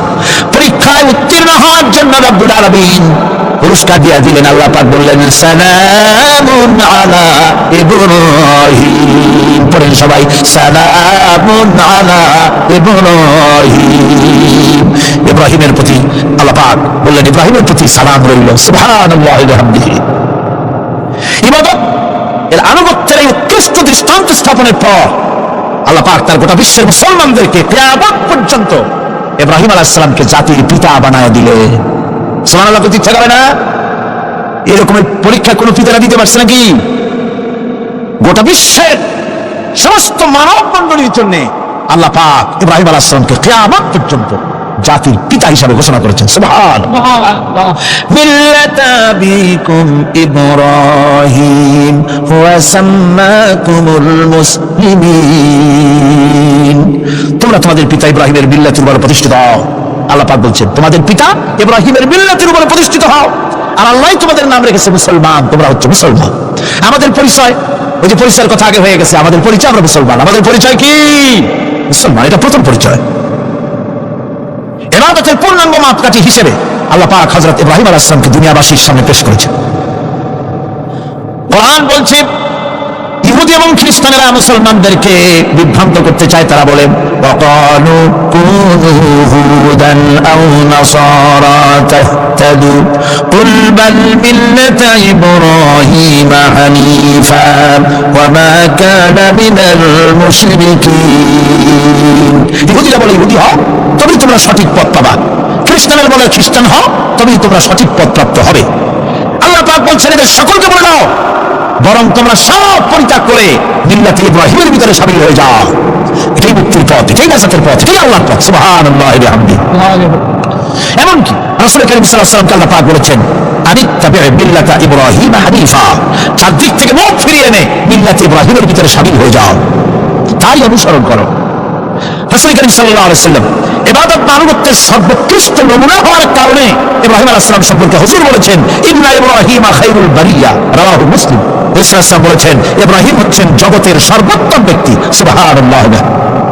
সুতরাং আমাদেরকে ইবাদতের নমুনা হিসেবে ইব্রাহিম আলাইহিস সালামকে মানদণ্ড হিসেবে দেখতে হবে যে কিভাবে তিনি সারেন্ডার করেছিলেন আল্লাহ পাকের দরবারে। এখন আমি আপনাদের সামনে বলতে চাই, মানুষের জীবনে সবচাইতে বড় দুটি চাহিদা আছে। একটা হচ্ছে খাদ্য, আর একটা হচ্ছে নিরাপত্তা। একটা খাদ্য, আরেকটা কি? নিরাপত্তা। পেট ভরে খাইতে চাই, আর চোর ডাকাতের উপদ্রব থেকে নিরাপত্তা পেতে চায়। আইন শৃঙ্খলা পরিস্থিতির উপরে যখন পার্লামেন্টে আলোচনা হচ্ছিল, আমি তখন বলেছি, মাননীয় স্পিকার, আমার দেশের সাধারণ ভোটারদের বড় কোনো আশা আকাঙ্ক্ষা নাই। তারা কোনোদিন বলে না যে আমাদের গুলশানে বাড়ি দিতে হবে সকলে, আমাদেরকে মঙ্গল গ্রহে অফিস বানায় দিতে হবে, বাসেরও গাড়ি দিতে হবে, এগুলি তারা দাবি করে না। যারা ভোট দেয়, কষ্ট করে, মিছিল করে, এই সাধারণ জনগণের দাবি হচ্ছে মিনিমাম দাবি, খুবই কম। তাদের দাবি হলো মোটা সুতার কাপড় চাই ইজ্জত ঢাকার জন্য, পেট ভরে খেতে চাই, পোলাও কোরমা বিরিয়ানির দরকার নাই, আর আশ্রয়ের জন্য ছোট্ট একটু ঘর চাই, চোর ডাকাতের উপদ্রব থেকে নিরাপত্তা চাই। কথা ঠিক কিনা? আমি বললাম, স্পিকার সাহেব, আজ পর্যন্ত যতগুলি গভর্নমেন্ট এসেছে বাংলাদেশে, প্রত্যেকটি গভর্নমেন্ট আমার দেশের জনগণের এই ন্যূনতম দাবি, এই আশা পূরণ করতে ব্যর্থতার পরিচয় দিয়েছে। কেউ পারে নাই। যারাই গেছে তারাই তাদের নিজেদের আখের গোছাবার চেষ্টা করেছেন। সব নিজেকে নিয়ে ব্যস্ত, নিজের লোকদের নিয়ে ব্যস্ত, জনগণ নিয়ে চিন্তা নাই। সুতরাং মানুষের চাহিদা হচ্ছে খাদ্য আর নিরাপত্তা। আমরা কি খাদ্য আর নিরাপত্তা সত্যি কি চাই? চাই। খাদ্য যদি চাই ক্ষুধার সময়, নিরাপত্তা যদি চাই ভীতির সময়, আল্লাহ রাব্বুল আলামিন বলেন কোন গভর্নমেন্ট দিতে পারবে না, দুনিয়ায় কেউ দিতে পারে নাই, পারবেও না। ক্ষুধার সময় যদি খাদ্য চাও, ভীতির সময় যদি নিরাপত্তা লাভ করতে চাও, তাহলে ফালিয়াবুদু রাব্ব হাযাল বাইত, এই ঘরের মালিকের ইবাদত কর। কোন ঘর? কাবা ঘর। বলেন কোন ঘর? কাবা ঘর। কাবা শরীফের মালিকের ইবাদত কর। তাহলে কি হবে? আল্লাযী আত'আমাহুম মিন জু'ইন ওয়া আমানাহুম মিন খাউফ, এই ঘরের মালিকের ইবাদত যদি করো, তাহলে ক্ষুধার সময় তিনি তোমাদেরকে খেতে দিবেন, আর ভীতির সময় তিনি তোমাদের নিরাপত্তা দান করবেন। এ ওয়াদা কার? চিল্লায় বলে ওয়াদা কার? আল্লাহ পাকের ওয়াদা বিশ্বাস হলো না, এমনই পোড়া কপালের মুসলমান। নির্বাচন যখন আসলো, সলিমুদ্দিন সাহেব আসতেন মঞ্চের উপরে, পরিচয় করানো হচ্ছে। এত আপনারা যার বক্তৃতা শোনার জন্য বিপ্লবের রৌদ্রে কষ্ট করতেছিলেন, এখন সেই সংগ্রামী জননায়ক, বিপ্লবী সন্তান, তিনি এখন আপনাদের সামনে বক্তব্য রাখবেন। বুড়ি দাঁড়ায় বললেন, ভাইয়ার আমার, বোনের আমার, আমি এবার বোতল মার্কা বাক্স নিয়ে দাঁড়াইছি, আমারে সকলে মিলে ভোট দেন। এবার যদি ক্ষমতায় যেতে পারি, না খাইয়া কেউ মরবেন না, কিন্তু কি খাইয়া মরবে তাও কয় না। মানুষেরা এই কথাগুলি বিশ্বাস করলার সমানে ভোট দিল। হায় রে কপাল! আল্লাহ বললেন, আমার ইবাদত কর, আমার গোলামি কর জীবনের সব জায়গায়, তাহলে ক্ষুধার সময় খাইতে পারবি আর ভীতির সময় নিরাপত্তা পাবি। আল্লাহর কথাটা বিশ্বাস হইল না। এই নামাজ পড়ার মুসলমানের দাম আছে, কোন দাম আছে? এ রোজার দাম আছে, এ মুসলমান দাবি করেন দাম আছে। আল্লাহ রাব্বুল আলামিন তিনি পরিষ্কার করে বলছেন, এই ঘরের মালিকের ইবাদত করো, তিনি ক্ষুধার সময় খেতে দিবেন, আর তিনি তোমাদেরকে ভীতির সময় নিরাপত্তা দান করবেন। চাউলের অভাব হবে না, পাটের অভাব হবে না, খাদ্যের অভাব হবে না, কারণ দুটি জিনিস যদি তোমরা করতে পারো, খাবারের অভাব হবে না। ওয়ালাউ আন্না আহলাল কুরা আমানু ওয়াত্তাকাউ লাফাতাহনা আলাইহিম বারাকাতিন মিনাস সামাই ওয়াল আরদ, দেশের লোকেরা, জনপদের লোকেরা যদি দুইটা কাজ করে, এক নম্বরে হলো আমার উপর ঈমান আনবে, দুই নম্বরে হলো আমাকে ভয় করার নীতি অবলম্বন করে যদি চলে, তাহলে ওই দেশের মানুষের জন্য আকাশ আর জমিনের সব বরকতের দরজা আমি আল্লাহ খুলে দেব। আল্লাহ ওয়াদা। আল্লাহ পাকের নিকট মানুষের সবচাইতে বড় দাবি কি? আল্লাহর কাছে মানুষের সবচাইতে বড় দাবি কি করতে পারেন? আল্লাহ পাকের কাছে মানুষের শ্রেষ্ঠ দাবিটা আল্লাহ নিজেই শিখাই দিয়েছেন। আমার কাছে দাবি কর, ইহদিনাস সিরাতাল মুস্তাকিম, আয় আল্লাহ একটা সোজা, একটা সরল রাস্তা আমারে দাও, একটা সহজ পথ আমারে দাও। এই কথা সূরা ফাতিহা দাবি করার পর আল্লাহ রাব্বুল আলামিন এই অভিনন্দনের জবাবে, 7টা বাক্যের অভিনন্দনের জবাবে আল্লাহ রাব্বুল আলামিন 30 পারা কোরআন শরীফ নাযিল করে দিলেন। সূরা ফাতিহার এই সওয়ালের জবাবে আল্লাহ পাক বললেন, ওয়ানি'বুদুনি হাযা সিরাতুম মুস্তাকিম, সোজা রাস্তা চাও, আমার গোলামি করো, ইবাদত করো। সব জায়গায় ইবাদত, গোলামি করাই লাগবে। আমার কাছে সোজা রাস্তা চাও, সোজা রাস্তা হলো আমার গোলামি করা। কার গোলামি? বেহেশতে যেতে চান? আমি আস্তে থেকে বলে আপনারা আস্তে জবাব দেবেন। বেহেশতে যেতে চান? সুবহানাল্লাহ। এমন কোন মানুষ আছে নাকি যে বেহেশতে যেতে চায় না, মত করে যেতে চায়? সবাই, আমরা সবাই বেহেশতের আশা করি, ঠিক কিনা? আল্লাহ রাব্বুল আলামিন বলেন, বেহেশতে যদি যেতে চাও তাহলেও ইবাদত করা লাগবে, ইবাদত ছাড়া জান্নাতে যাওয়া যাবে না। ফাদখুলি ফি ইবাদি ওয়াদখুলি জান্নাতি, সর্বপ্রথম আমার বান্দার মধ্যে দাখিল হয়ে যা, আমার গোলামির মধ্যে দাখিল হওয়া, আমার গোলাম হয়, করে আমার জান্নাতে চলে যা। আগে গোলাম হবি, তারপরে কোথায় যাবি? জান্নাতে যাওয়ার আগে গোলাম হ, আগে গোলামের খাতায় নাম লেখা, আগে সত্যিকারের আমার বান্দা হ, গোলাম, এরপরে জান্নাতে যাওয়া যাবে। জান্নাতে যাইয়া আল্লাহর সাথে কি দেখা করতে চাই? আল্লাহর সাথে দেখা করতে চাই?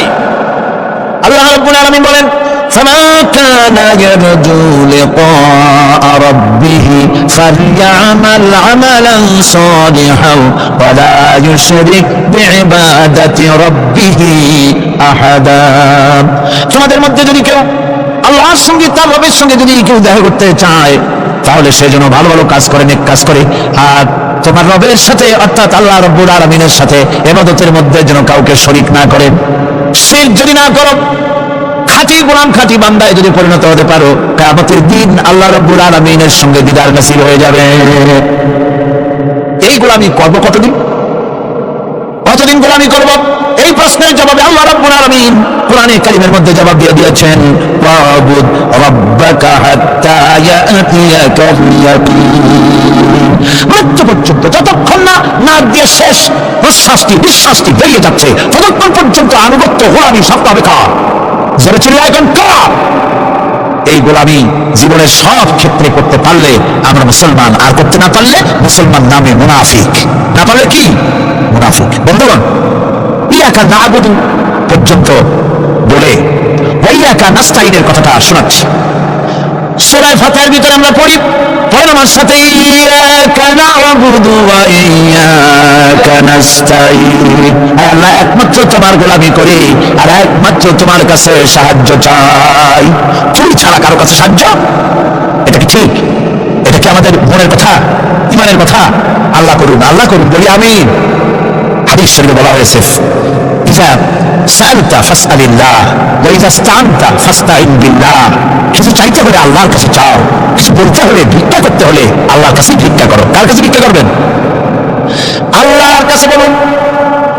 আমার বন্ধুগণ, আমি আমার ঈমান থেকে কথা বলি, আমি আমার ঈমান থেকে কথা বলি, কোরআন এবং হাদিস পড়ে যতটুকু আল্লাহ বোঝার তৌফিক দিয়েছেন সেই কথাগুলো পেশ করার জন্য চেষ্টা করি। বন্ধুগণ, এদিক ওদিক কোনো দিকে না ঘুরে মসজিদে যান, মসজিদে গিয়ে নামাজ পড়েন, আর আল্লাহর কাছে হাত পেতে আল্লাহরে বলেন। সেজদা দিয়া যখন রব্বুল আলামিনের দরবারে কিছু চাইবেন, হুজুরের কাছে জিজ্ঞেস করা হয়েছে, হুজুর, বান্দা কখন আল্লাহর নিকটবর্তী হয়ে যায়? আল্লাহর নবী বলেছেন, বান্দা যখন সেজদা দেয় তখন বান্দা একেবারে আল্লাহ পাকের কাছে চলে যায়। আল্লাহর কাছে চান, যা দরকার, ছেলে নাই, মেয়ে নাই, বউ নাই, অথবা চাকরি নাই, প্রমোশন চাই, ব্যবসায় উন্নতি চাই, যা দরকার কাকে বলবেন?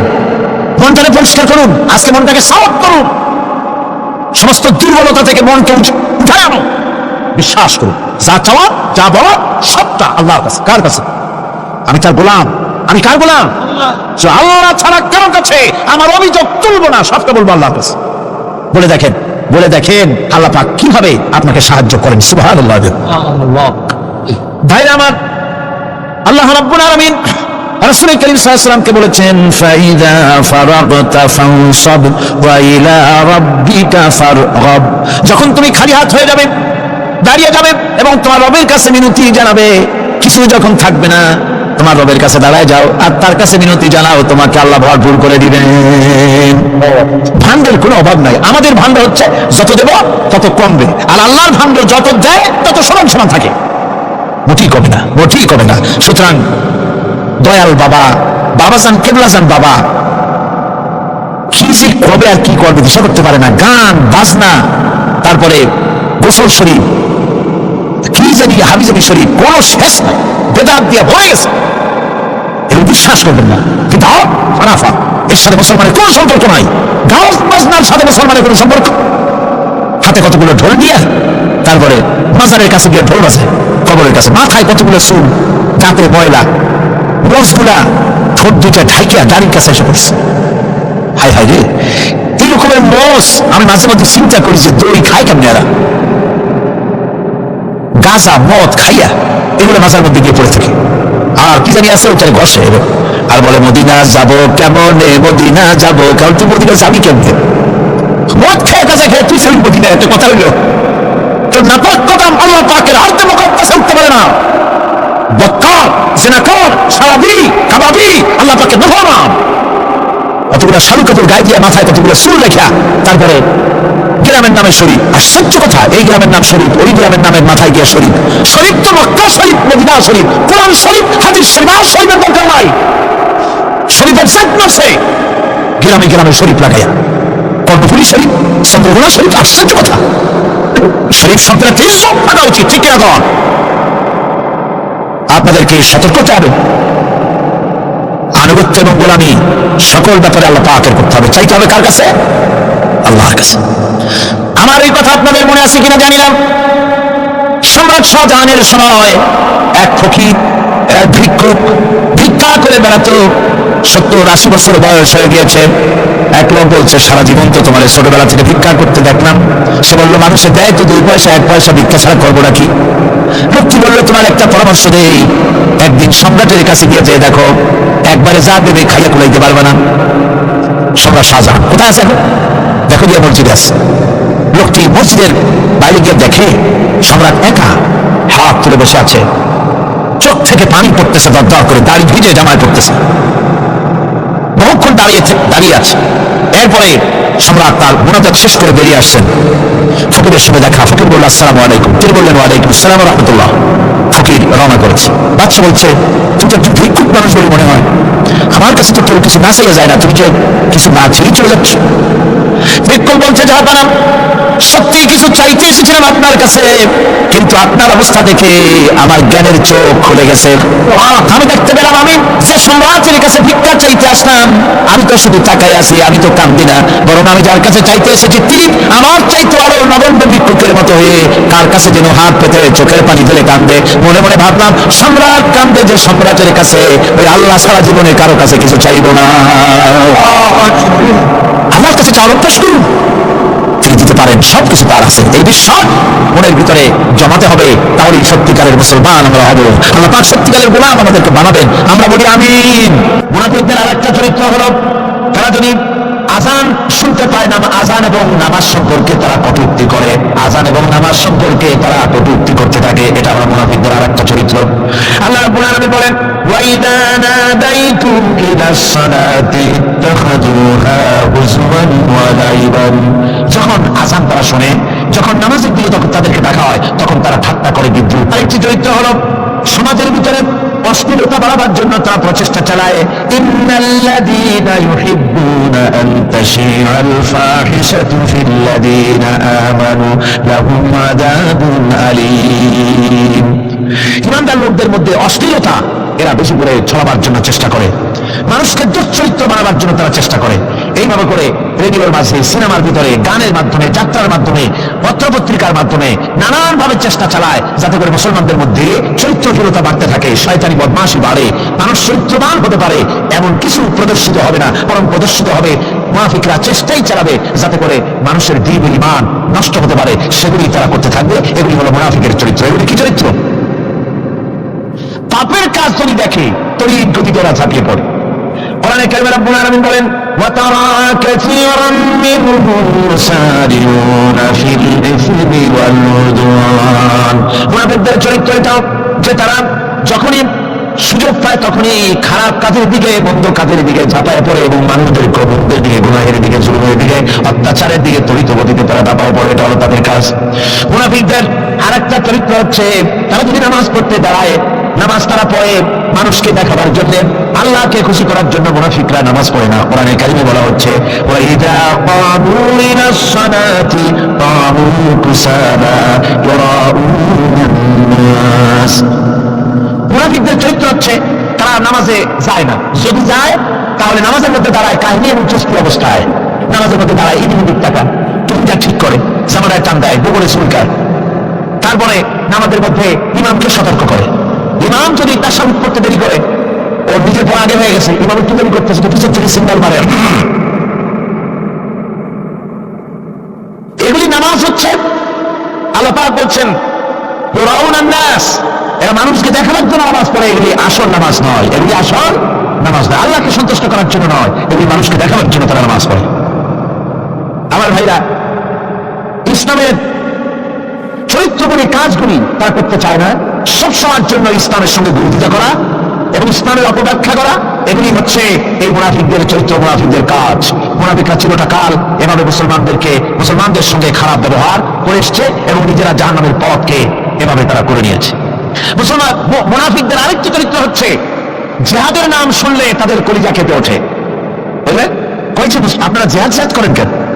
এমনি সহজ পথে কলেমা পড়িয়া অল্পের মধ্যে বেহেশতে যাওয়া যায়, এরকম একটু দোয়া টোয়া শিখান মুসলমানদেরকে। আমাদের কাছে মাঝে মধ্যে আসে, কয় যে মুনাফিক তো সহজে চেনা যায় না। কয় যে হুজুর, এই যে বারবার জিহাদ, এই মারামারি, এই ঠেঙ্গাঠেঙ্গি, এগুলি আছে নাকি ইসলামের মধ্যে? কোথায় আছে যে মারামারি করা লাগবে, তারপরে মিছিল করা লাগবে, ধর্মঘট করা লাগবে, এ ধরনের জিহাদে অংশ নিতে হবে? এইগুলো কি?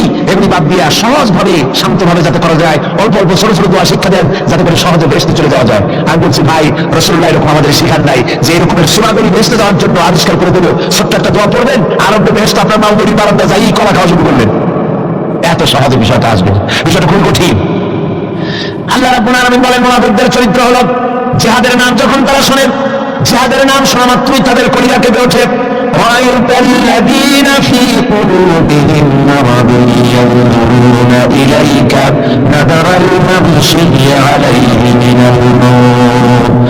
যখনই তাদের অন্তঃকরণ নেফাকের রোগে ভরা, নেফাকের রোগ তাদেরকে এমন ভাবে পেয়ে বসেছে যে ওরা এমন ভাবে তাকায় থাকে আপনার দিকে, রাসূলুল্লাহর দিকে এমন ভাবে তারা তাকায় থাকে যে জিহাদের কোনো কথা বলে ফেলে নাকি। জিহাদের কথা যদি আসে তাহলে তো সর্বনাশ। ওদের মৃত্যু যন্ত্রণার মতো মৃত্যুর জ্বালায় পতিত ব্যক্তি যেমন চোখ ফ্যাকাশে হয়ে যায়, জিহাদের কোনো কারবার বা যুদ্ধের কোনো দামাদল বেজে উঠলেই এদের কলিজার মধ্যে কাপ সৃষ্টি হয়ে যায়। কলিজার মধ্যে কাপ সৃষ্টি হয়, জিহাদে তারা দারুণভাবে ভয় পায়। মুমিনদের উল্টা, মুমিনদের হলো জিহাদের নাম শুনতে তাদের কলিজার মধ্যে ফুর্তি আসে। তার কারণ হচ্ছে জিহাদের ময়দান হচ্ছে এমন এক ময়দান, আল জান্নাতু তাহতা যিলালিস সায়ুফ, বেহেশত হচ্ছে তরবারির ছায়া তলে। এই রাস্তায় যদি মরতে পারি, জীবনে তো বহুত গুনাহ করছি, বেহেশতে যেতে পারবো কিনা আল্লাহই জানে, কিন্তু এই একটা পথ, এইখানে যদি জানটা দিতে পারি বিনা হিসাবে আল্লাহ জান্নাতে চলে যেতে পারবো। আর শাহাদাতের মত হচ্ছে পিঁপড়ায় কাটার যন্ত্রণার চাইতে বেশি কিছু না। মুমিনদের দিলের জন্য খুশি হয়, আর ওদের দিল দারুণ কষ্ট তারা পেতে থাকে। এটা অবস্থা হচ্ছে যেখানে দ্বীনের কথা হয় সেখানে তারা চুপ করে বসে কথা শুনে, আর যখন দ্বীন ইসলামী আন্দোলনের কথা আসে, জিহাদের কথা আসে, তখন তারা খুব ভয় পায়া এদিক ওদিক তাকায়। কোরআনে কারিমে এই চরিত্র সম্পর্কে বলা হয়েছে, ওয়াইদা মা উনজিলাত সূরাতুন নাযারা বা'দাহুম ইলা বা'দিন হাল ইয়ারাকুম মিন আহাদিন সুম্মা ইনসারাফু। এরা কোরআনের আয়াত যখন নাযিল হয় তখন একজন আরেকজনের দিকে তাকাতাকি করে, কি জানি আমাদের ব্যাপারে কোনো আয়াত নাযিল হয়ে পড়ে নাকি, অথবা জিহাদের ব্যাপারে কোনো আয়াত নাযিল হয়ে পড়ে নাকি। কেউ দেখে নাকি এই সময় যদি তাকায় আসতে এই জায়গা থেকে কেটে পড়ে, যে আমাদের চরিত্রিত বর্ণনা করা হচ্ছে, কাজে এখন আর বসা ঠিক না, আস্তে করে কেটে পড়ার জন্য চেষ্টা করে। এটা হলো মুনাফিকদের আর একটা চরিত্র। এরা এইভাবে করে নিজেদের চরিত্রকে প্রকাশ করে ধরা পড়ে, এবং ইসলামের সবচেয়ে মারাত্মক ক্ষতি এই মুনাফিকরা চিরকাল করেছে। আল্লাহ রাব্বুল আলামিন বলেন, মুনাফিকদের ব্যাপারে মুসলমানদের বিপদ হলে তারা দারুণ ভাবে খুশি হয়, আর মুনাফিকদের চরিত্র হলো মুসলমানদের উপকার হলে, ভালো হলে তারা দারুণ ভাবে অসন্তুষ্ট হয়ে যায়। যখন আর আল্লাহ মুমিনদেরকে সান্ত্বনা দেন, মুমিনদেরকে আল্লাহ পাক সান্ত্বনা দিচ্ছেন মুনাফিকদের ব্যাপারে, কুল লা ইউসিবানা ইল্লা মা কাতাবাল্লাহু লানা ওয়া মাওলানা ওয়া আলাল্লাহি ফালিয়াতাওয়াক্কালিল মুমিনুন। মুনাফিকদের শোনায় দাও, মুমিনদেরকে বলা হচ্ছে তোমরা মুনাফিকদের শোনাও যে তোমরা যে আমাদের ব্যাপারে খুশি হচ্ছ, যে আমাদের বিপদ দেখে, আমাদের চতুর্দিক থেকে বিপদ, মুসলমানদের আর চতুর্দিক থেকে কি বিপদ, এই বিপদ দেখে তোমরা দারুণ খুশি যে মুসলমানেরা এইবার মার খাচ্ছে, ইসলামী আন্দোলন আর কোনো সোজা করে দাঁড়াতে পারবে না, এইবার শেষ, বুদ্ধি করে আর যে ষড়যন্ত্রের জালে আটকায় গেছি আর মুক্তি হবে না, এই যে তারা খুশি। আল্লাহ রাব্বুল আলামিন বলেন, মুমিনেরা তোমাদের ঘাবড়াবার কোনো কারণ নাই, তোমরা বলে দাও কুল লা ইউসিবানা ইল্লা মা কাতাবাল্লাহু লানা, তোমরা শুনিয়ে দাও যে আমাদের কিছুই হয় না, আমাদের শুধু তাই হয় যে আল্লাহ রাব্বুল আলামিন আমাদের জন্য লিখে রেখেছে, আমাদের তাকদীর যেটা আছে ওটাই হবে, এর থেকে বেশি কিছুই হবে না। তিনি আমাদের মাওলা, তিনি আমাদের মনিব, তিনি আমাদের প্রভু, আর সমস্ত মুমিনদের উচিত সে আল্লাহর উপরই নির্ভর করা।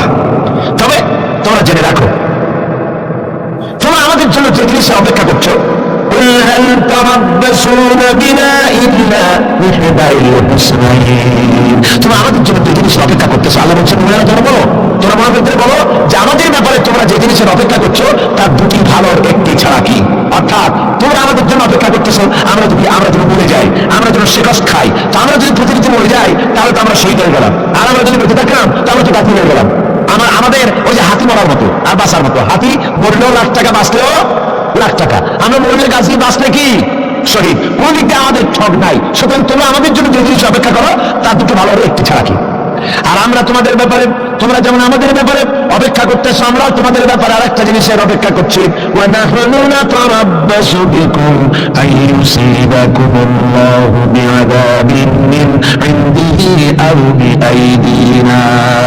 আমরা তোমাদের জন্য অপেক্ষা করতেছি একটা জিনিসের, তোমরা আমাদের জন্য দুটি জিনিস অপেক্ষা করো, আমরা তোমাদের জন্য দুটি জিনিস অপেক্ষা করছি। তা হচ্ছে এই, তোমাদের শাস্তিটা আল্লাহ নিজে দিবেন না আমাদের হাত দিয়ে দেওয়াবেন, আমরা সেইটার অপেক্ষা করতেছি। সুতরাং তোমরা অপেক্ষা করতে থাকো, আমরা অপেক্ষা করতে থাকি। ব্যাপারটা কোথায় গিয়ে দাঁড়ায় আসো আমরা সকলে তা লক্ষ্য করি। সুতরাং এই মুনাফিকদের এই হচ্ছে চরিত্র, চিরকাল ইসলামের সঙ্গে বিরোধিতা করা, মুসলমানদের সাথে ঠাট্টা বিদ্রুপ করা, এটাই হচ্ছে তাদের চরিত্র। এই চরিত্র দিয়েই তারা ইসলামকে চিরকাল ক্ষতিগ্রস্ত করে এসেছে। রাসূল পাক সাল্লাল্লাহু আলাইহি ওয়াসাল্লাম এই মুনাফিকদের সম্পর্কে বলেছেন যে মুনাফিকরা হচ্ছে ইদা হাদা গাদারা, যখন তারা ওয়াদা করে সে ওয়াদাকে তারা খেলাফ করে, এটা হচ্ছে মুনাফিকদের একটা চরিত্র। তারপরে তাদের কাছে কোনো জিনিস আমানত রাখলে ইদা উত্তুমিনা খানা, যখন আমানত রাখা হয় সে আমানতের তারা খিয়ানত করে। তারপরে যখন তারা ঝগড়ায় লিপ্ত হয় তখন তারা পরস্পরকে গালাগালি করে। আর যদি তারা কথা বলে, কথার মধ্যে কথায় কথায় তারা মিথ্যে কথা বলে। এই হচ্ছে মুনাফিকদের চরিত্র। এরপরে মুনাফিকরা শুধু রুজি রুটি আর পেট নিয়েই তারা ব্যস্ত থাকে। মুনাফিকদের এই চরিত্র কোরআন এবং হাদিসে আল্লাহ রাব্বুল আলামিন স্পষ্ট করে মানুষের সামনে তুলে ধরেছেন, যাতে করে আমরা মুনাফিকের চরিত্র থেকে রক্ষা পেতে পারি। এই মুনাফিকদের সম্পর্কে সর্বশেষ কথা, আল্লাহ রাব্বুল আলামিন যেহেতু মুনাফিকরা ইসলামের সবচেয়ে বেশি ক্ষতি করেছে, সেই জন্য আল্লাহ রাব্বুল আলামিন নবীকে বলেছেন যে আপনি যদি এদের ব্যাপারে ইস্তাগফির লাহুম আও লা তাস্তাগফির লাহুম ইন তাস্তাগফির লাহুম ৭০ মাররাতান ফালান ইয়াগফিরাল্লাহু লাহুম, আপনি যদি এদের জন্য ক্ষমা চান আর ক্ষমা আপনি নাই চান, এমনকি ৭০ বার যদি আপনি মুনাফিকদের জন্য আমি আল্লাহর কাছে ক্ষমা প্রার্থনা করেন, আমি আল্লাহ রাব্বুল আলামিন মুনাফিকদেরকে ক্ষমা করে দেব না। মুনাফিক হচ্ছে চরমভাবে ক্ষতিগ্রস্ত, দুনিয়াও ক্ষতিগ্রস্ত হবে, আখিরাতেও তারা ক্ষতিগ্রস্ত হবে। আল্লাহ পাকের কত বড় কথা যে কিয়ামত পর্যন্ত মুনাফিকদের জন্য রাসূল সাল্লাল্লাহু আলাইহি ওয়াসাল্লামকে বলা হচ্ছে যে ৭০ বারও যদি তাদের জন্য আপনি আমার কাছে ক্ষমা চান, আমি মুনাফিকদেরকে কখনো ক্ষমা করব না। সুতরাং আমাদেরকে বুঝতে হবে মুনাফিকের চরিত্র সবচেয়ে নিকৃষ্ট চরিত্র, আর এই চরিত্রে আল্লাহ পাক সবচেয়ে বেশি অসন্তুষ্ট হন। আল্লাহ পাক তাই বলছেন, কাবুরা মাকতান ইনদাল্লাহি আন তাকুলু মা লা তাফআলুন, আল্লাহর কাছে সবচাইতে বেশি ক্রোধ উদ্রেককারী এই ব্যাপারটাই যে তোমরা যা বলো তা তোমরা করো না, এটা বড় মারাত্মক ব্যাপার, আল্লাহ এটাকে সহ্য করেন না। সুতরাং মুমিনদেরকে আয়াত থেকে শিক্ষা গ্রহণ করতে হবে, মুনাফিকি ছাড়তে হবে, আনুগত্য করতে হবে, সবটাই আল্লাহর কারানুগত্য হবে, আল্লাহ এবং রাসূলের আনুগত্য জীবনের সকল ক্ষেত্রেই করতে হবে। এটাই মুসলমানদের জন্য ঈমানের সবচেয়ে বড় দাবি। তারপরে রব্বুল আলামিন বলেন, ইন্নাল্লাহা ইউহিব্বুল্লাযীনা ইউকাতিলুনা ফী সাবিলিহি সাফফান কাআন্নাহুম বুনিয়ানুম মারসুস। আল্লাহ পাক বলছেন, আল্লাহ নিশ্চয়ই ভালোবাসেন সেই সব লোকদেরকে যারা কাতারবন্দী হয়ে আল্লাহর রাস্তায় লড়াই করে, সীসাগালা প্রাচীরের মতো ইস্পাত কঠিন দৃঢ় হয়ে যারা কাতারবন্দী হয়ে শোষণবদ্ধ হয়ে আল্লাহর জন্য যারা লড়াই করে। এখানে বলা হচ্ছে যে লড়াইটা হবে আল্লাহর জন্য, সংগ্রাম হবে কার জন্য? ইউকাতিলুনা ফী সাবিলিহি।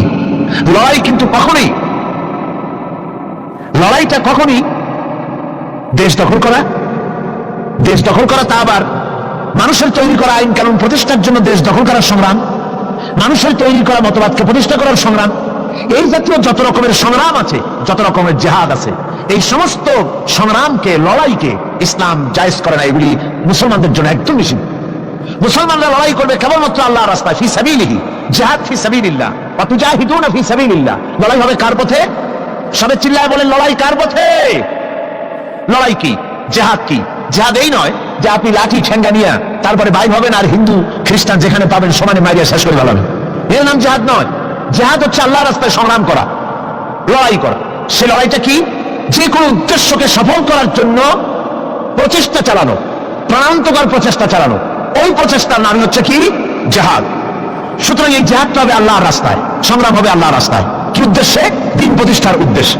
কোরআনে কারিমে রব্বুল আলামিন বলেছেন, আল্লাযীনা আমানু ইউকাতিলুনা ফী সাবিলিল্লাহ, যারা নাকি ঈমানদার তারা লড়াই করে আমি আল্লাহর রাস্তায়, আমি আল্লাহর পথে, তারা লড়াই করে, সংগ্রাম করে আমার দেওয়া জীবন ব্যবস্থা প্রতিষ্ঠার জন্য।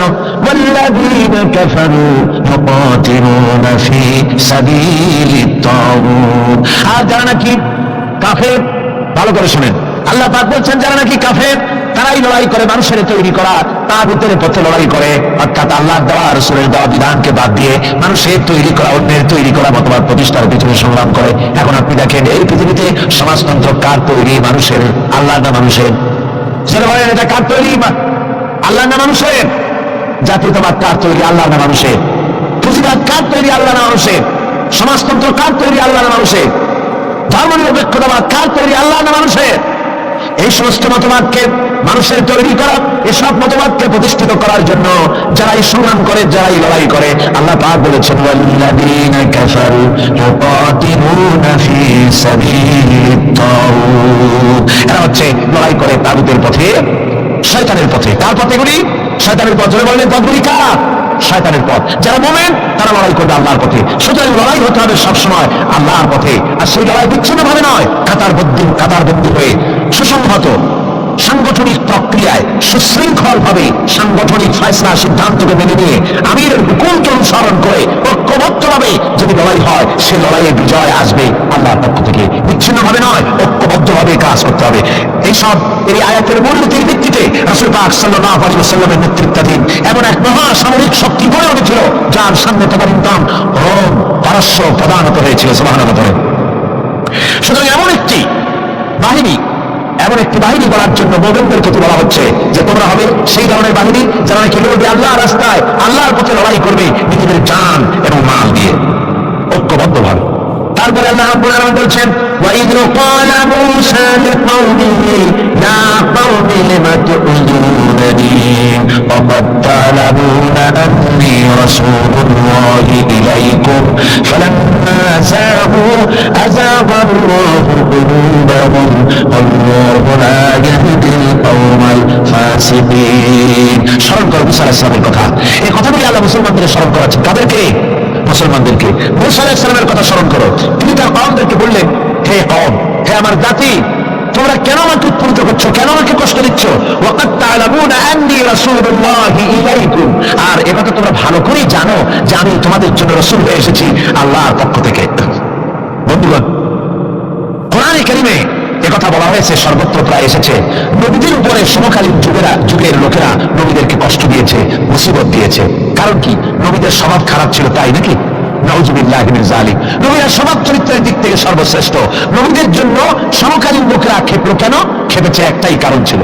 নবীদের বিরুদ্ধে খেপার একটি কারণ, তা হচ্ছে নবীরা দুনিয়ার মানুষের সামনে বলেছেন ইয়া কওমি ইবুদুল্লাহা মা লাকুম মিন ইলাহিন গায়রু। নবীরা দাওয়াত দিয়েছেন, ও আমার কওম, ও আমার জাতি, এক আল্লাহ ছাড়া কারো গোলামি করা যাবে না, কারো আনুগত্য করো না, দাসত্ব করো, গোলামি করো একমাত্র আল্লাহ রাব্বুল আলামিনের। অন্য আয়াতে এসেছে আল্লাহ পাক বলেছেন ওয়ালাকাদ বা'আথনা ফী কুল্লি উম্মাতিন রাসূলা আন ইবুদুল্লাহা ওয়াজতানিবুত তাগুত। আমি এমন কোন জাতি নাই, এমন কোন দল নাই যাদের জন্য নবী প্রেরণ করি নাই। নবীরা গিয়া তাদেরকে বলেছেন এক আল্লাহর গোলামি করো, আর মানুষের দাসত্ব তাগুতের গোলামি বর্জন করো, আল্লাহর গোলামি করো। এই কথা বলার সঙ্গে সঙ্গে তাগুত খেপে গেছে। কে খেপে গেছে? কে খেপেছে? তাগুত সহ্য করতে পারে নাই। তাগুত বলা হয় সেই শক্তিকে যে শক্তি নিজে শুধু আল্লাহর আইন অমান্য করে বসে থাকে না, অন্যদেরকেও আল্লাহর আইন অমান্য করতে বাধ্য করে। ওরাই খেপে গেল, ওরা খেপে মার আরম্ভ করে দিল। হযরতে মূসা আলাইহিস সালাম মার খেয়েছেন।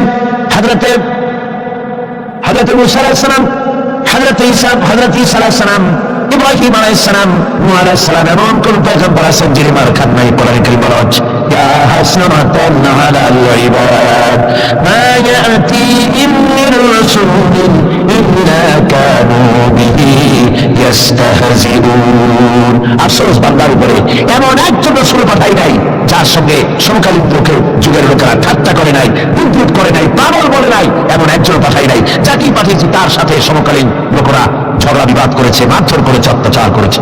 বিশ্বকবি কবি সম্রাট আল্লামা ইকবাল রহমতুল্লাহ আলাইহি বলেছেন, সফিজা কা রহা হ্যায় अजल से ताइमरोज सतेजा का रहा है अजल से ताइमरोज चरागे मुस्तफा भी से शरारे बुलावीज। মুস্তাফার দ্বীপ শিখার সাথে, মুস্তাফার দ্বীপ শিখার সাথে আবু লাহাবের অগ্নি স্ফুলিঙ্গের সংঘর্ষ চলে এসেছে, আবহমান কাল থেকে শুরু হয়েছে, আজও চলছে, কিয়ামত পর্যন্ত চলতে থাকবে। তবে কিনা আবু জাহেলের, আবু লাহাবের অগ্নিস্ফুলিঙ্গ নির্বাপিত হয়ে যাবে, আর মুস্তাফা সাল্লাল্লাহু আলাইহি ওয়াসাল্লামের দীপ শিখা জ্বলতেই থাকবে, নিভে যাবে না। সুবহানাল্লাহ পড়ে, নিভে যাবে না। কারণ হচ্ছে আল্লাহ পাক বলেছেন, ইউরিদুনা লিইউতফিউ নূরাল্লাহি বিআফওয়াহিহিম ওয়াল্লাহু মুতিম্মু নূরিহি ওয়ালাউ কারিহাল কাফিরুন। কাফের বেঈমানেরা চায় মুখের ফু দিয়ে আমার আলোকে নির্বাপিত করে দেবে, আমার দ্বীনকে দুনিয়া থেকে মিটিয়ে দেবে। আল্লাহ পাক বলেন, আমি আমার দ্বীনকে পূর্ণতা দান করব, যার জমকের সাথে আমার দ্বীন দুনিয়ার বুকে প্রতিষ্ঠিত হবে। তাতে কাফেরদের কলিজার ভিতরে যতই জ্বালা যন্ত্রণা হোক না কেন, ওদের মনে যত কষ্ট হোক, ইসলাম প্রতিষ্ঠিত হবে। আল্লাহ বলেছেন, কে বলেছেন? আল্লাহ পাক, আমি আমার দ্বীনকে পূর্ণতা দান করব। সুতরাং কাফেররা বাধা দিল নবীদের। কারা বাধা দিল? কাফেররা। যারা বাধা দিল তারা সংখ্যায় 3 শ্রেণী। কয় শ্রেণী? ভালো করে মনে রাখেন, 3 শ্রেণীর লোকেরা নবীদেরকে বাধা দিয়েছে। মুসা আলাইহিস সালাম বলছেন, কেন আমাকে কষ্ট দিচ্ছ, অথচ তোমরা জানো যে আমি আল্লাহর রাসূল। এই যে পয়গম্বরদেরকে বাধা দিল 3 শ্রেণীর লোকেরা। কারা দিল? 3 শ্রেণীর লোকেরা দিল। প্রথম শ্রেণী হচ্ছে রাষ্ট্রশক্তি। প্রথম কারা? 2 নম্বরে বাধা দিল বিত্তশালী, যাদের টাকা আছে, পয়সা আছে, বড় লোক, এই বিত্তশালী ধনাঢ্য ব্যক্তি হলো 2 নম্বর। আর 3 নম্বরে বাধা দিল ধর্মের নামের 1 শ্রেণীর ব্যবসায়ীর দল। তাহলে কয়টা হলো? 3টা। 3 শ্রেণীর লোকেরা বাধা দিয়েছে নবীদেরকে। বর্তমানে তারা আর নাই।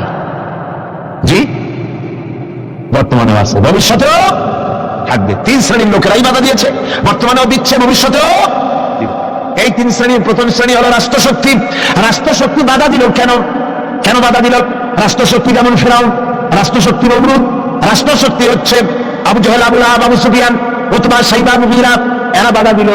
রাষ্ট্রশক্তি বাধা দিল। বাধা দেওয়ার কারণ হলো রাসূলুল্লাহ বলেছেন, নবীরা বলেছেন, তারা বলেছেন সবাই, ইয়া কওমি ইবুদুল্লাহ মা লাকুম মিন ইলাহিন গায়রু। নবীজি বলেছেন, ইয়া আইয়ুহান নাস কুলু লা ইলাহা ইল্লাল্লাহ তুফলিহুন। ও মানব সকল, ঘোষণা করে দাও, কোন ইলাহ নাই, কোন আইনদাতা নাই, কোন বিধানদাতা নাই, আল্লাহ ছাড়া কোনো উপাস্য নাই, মাবুদ নাই। এই কথাগুলি যখন নবীরা বলেছেন, তখন সমকালীন রাষ্ট্রশক্তি বুঝতে পেরেছে আমাদের মাতবাড়ি তো আর চলবে না, মাতবাড়ি শেষ। যদি লা ইলাহা ইল্লাল্লাহ হয় তাহলে তো আমরা থাকি না। কারা থাকে না? রাষ্ট্রশক্তি। কারা থাকে না? এখন আমি আপনাদের কাছে মাঝে মধ্যে কথা জিজ্ঞেস করি, আপনারা কি তাতে বেজার হন নাকি? জিজ্ঞেস করি এই জন্যে যাতে আপনাদের কথাগুলি মনে থাকে। রাষ্ট্রশক্তি বাধা দিল এই কারণে যে আমরা তো তাহলে আর থাকি না। লা ইলাহা, কোন ইলাহ নাই, কোন আইনদাতা নাই, কোন বিধানদাতা নাই, কোন শাসনকর্তা নাই, কেউ নাই আল্লাহ ছাড়া, একমাত্র আইন চলবে আল্লাহ। তাহলে আমরা নাকি কোন কাজে? আমাদের তো নেতৃত্ব থাকবে না, আমাদের মাতবাড়ি থাকবে না, আমাদের আইন চলবে না, আমরা তো বেকার হয়ে যাব। সুতরাং এটাকে বন্ধ করতে হবে, এটাকে বন্ধ করতে হবে, এটা বন্ধ করতে হবে। এই আইন যদি চালু হয় তাহলে তো মৌজ করা যাবে না, ফুর্তি করা যাবে না, এই ড্রিঙ্ক অ্যান্ড বিয়ারি এগুলি তো আর চলবে না, ফুর্তি নো চিন্তা এসব তো আর চলবে না। মদ খাওয়া, জুয়া খেলা, শয়তানি করা, বদমাশি করা, জনগণের টাকা নেওয়া, নিজের বাপের সম্পত্তি মনে করে তা গ্রহণ করা, এভাবে করে সর্বনাশ করা তো আর চলবে না, মাতবাড়ি তো চলবে না। সুদ যদি কোন দেশ আল্লাহর কোরআন অনুযায়ী হারাম ঘোষিত হয়, আল্লাহ হারাম করে দিয়েছেন, দেশে যদি সুদমুক্ত ব্যাংকিং চালু হয় তাহলে উপকৃত হবে শুধু মুসলমান না সব জাতের মানুষ? সব জাতের মানুষ। সুদ দিয়ে মানুষ শোষিত হয়। মদ যদি বন্ধ হয়ে যায়, রাষ্ট্রশক্তি যদি কোরআনের আইন অনুযায়ী, আল্লাহ বলেছে মদ হারাম, মদ যদি নিষিদ্ধ ঘোষিত হয়, উপকার পাবে না সবাই উপকার পাবে? সেনা যদি বন্ধ হয়ে যায়, সরকার কর্তৃক সেনা যদি বন্ধ করে দেওয়া হয়, তাহলে উপকার কি মুসলমানদের না সারা পৃথিবীর সমস্ত মানুষের? পর্দা করা ফরজ, এই পর্দা প্রথা যদি চালু হয় তাহলে নারীর ইজ্জত রক্ষা হবে শুধু মুসলমানদের না সারা পৃথিবীর সমস্ত নারী? দেখুন, ইসলামের মদ বলেন, সুদ বলেন, ঘুষ বলেন, জেনা বলেন, জুয়া বলেন, যত রকমের আইন ইসলাম করেছে, চোরের হাত কাটাই হোক, আর আপনার হত্যাকারীকে কতল করাই হোক, পেশাস হোক, যত রকম আইন করেছে সমস্ত আইন দ্বারা উপকৃত হবে সারা পৃথিবীর সমস্ত মানুষ। এই জন্য ইসলাম সাম্প্রদায়িক নয়, মুসলমানরাও সাম্প্রদায়িক নয়, ইসলাম হচ্ছে সার্বজনীন, ইসলাম হচ্ছে বিশ্বজনীন।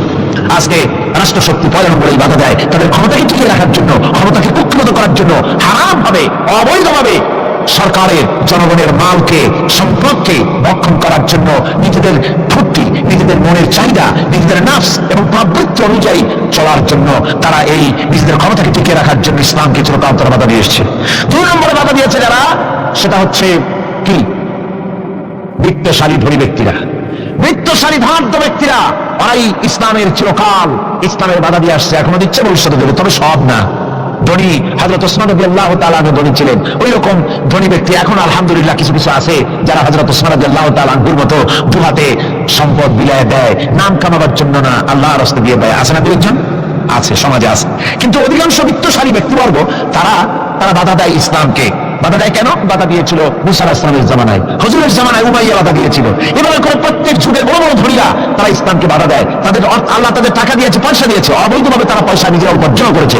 এই পয়সা দিয়ে তারা সাহায্য করে বাতিলকে, ইসলামকে সাহায্য করে না, ইসলামকে সাহায্য করে না। বাতিলকে অমুক দলের নেতা আসবে, অমুক দলের অমুক আসবে, 50,000 টাকা দিয়ে দেয়, 50,000 টাকা, 2 লাখ টাকা, 5 লাখ টাকা, অমুকের ইলেকশন তো দিয়ে গেল, 5 লাখ 10 লাখ 20 লাখ পরিমাণের টাকা দিয়ে গেল, 2-3 কোটি দিয়ে দিল। কিন্তু ইসলামের কোরআনের মাহফিল হবে, তাফসীর হবে, 5টা টাকা বাইরেতে করতে তারা সাক্ষাৎ করতে থাকে এইসব লোকে, ঠিক কিনা কন? ইসলামের জন্য কাজ হবে, ইসলামের জন্য কোন প্রোগ্রাম হাতে নেওয়া হয়েছে, অথবা ইসলামের জন্য নির্বাচন হচ্ছে, এই ধরনের যত রকমের প্রক্রিয়া আছে, এই প্রক্রিয়াগুলি করতে গেলে পরে তখন তাদের থেকে টাকা বের হতে চায় না, বাতিলকে সাহায্য করে চূড়ান্ত হবে, আর ইসলামকে দিতে চায় না। তার কারণ ইসলাম যদি ক্ষমতায় যায় তাহলে অবৈধ পন্থায় যে সব টাকা রোজগার করা হয়েছে এই পথগুলি বন্ধ হয়ে যাবে।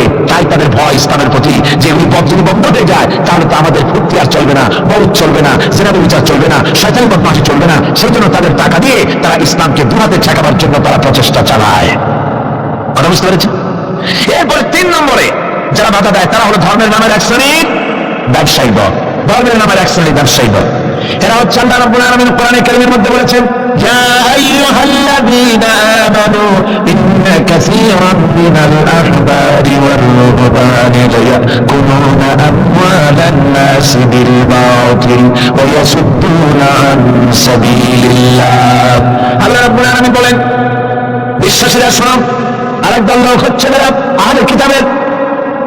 আহলে কিতাবের এক শ্রেণীর পীর দরবেশ আলেম জাতির এক শ্রেণীর লোক, যারা নাকি আমার এবং রহমান কোরআনের পরিভাষায় বলা হয়েছে এদের কাজ হলো মানুষের মালকে, সম্পদকে বাতিল পন্থায় ভক্ষণ করা, নিজেদেরকে জনগণের সামনে এভাবে পেশ করে যে তারাই যেন বেহেশতের এজেন্ট, তাদেরকে খুশি করতে পারলেই আল্লাহ খুশি হয়ে যাবে। এই জাতীয় একটা ভাব দ্বারা তারা মানুষের সামনে নিজেকে পেশ করে থাকে, আর ধর্মের বিভিন্ন অনুমতি দিয়ে মানুষের কাছ থেকে টাকা পয়সা শোষণ করে নেওয়ার পথ চালু করে দেয়, সমাজে বসতে যাওয়ার পথ চালু করে দেয়। এ ধরনের অনেক বেদাতপূর্ণ কাজ তারা করে, আর বেদাত আর শিরকের মাধ্যমে ধর্মীয় অনুমতি দিয়ে মানুষের কাছ থেকে টাকা পয়সা লুট করে নেওয়ার জন্য চেষ্টা করে। এই যে আপনি দেখেন বর্তমানে যে রজব মাস, এটা সাবান শুরু হয়েছে বোধহয়, রজব মাস চলে গেল, রজব মাস আসলে পরে খাজা বাবার মহব্বতের লোকেরা অভাব থাকে না, এমনি নামাজ পড়ে না, কিন্তু রজব মাস আসলে পরে তখন ব্যাগ নিয়ে, ব্যাগের উপরে লাল কাপড় চড়াই দিয়া, শালু কাপড় চড়াই দিয়া, তারপরে টাকা পয়সা রোজগার করার জন্য দারুণ ভাবে চেষ্টা করে। খাজার এত মহব্বত, নামাজ পড়ে না করতো, বুঝলেন, নামাজ পড়ে না, খাজার দারুণ মহব্বত করে।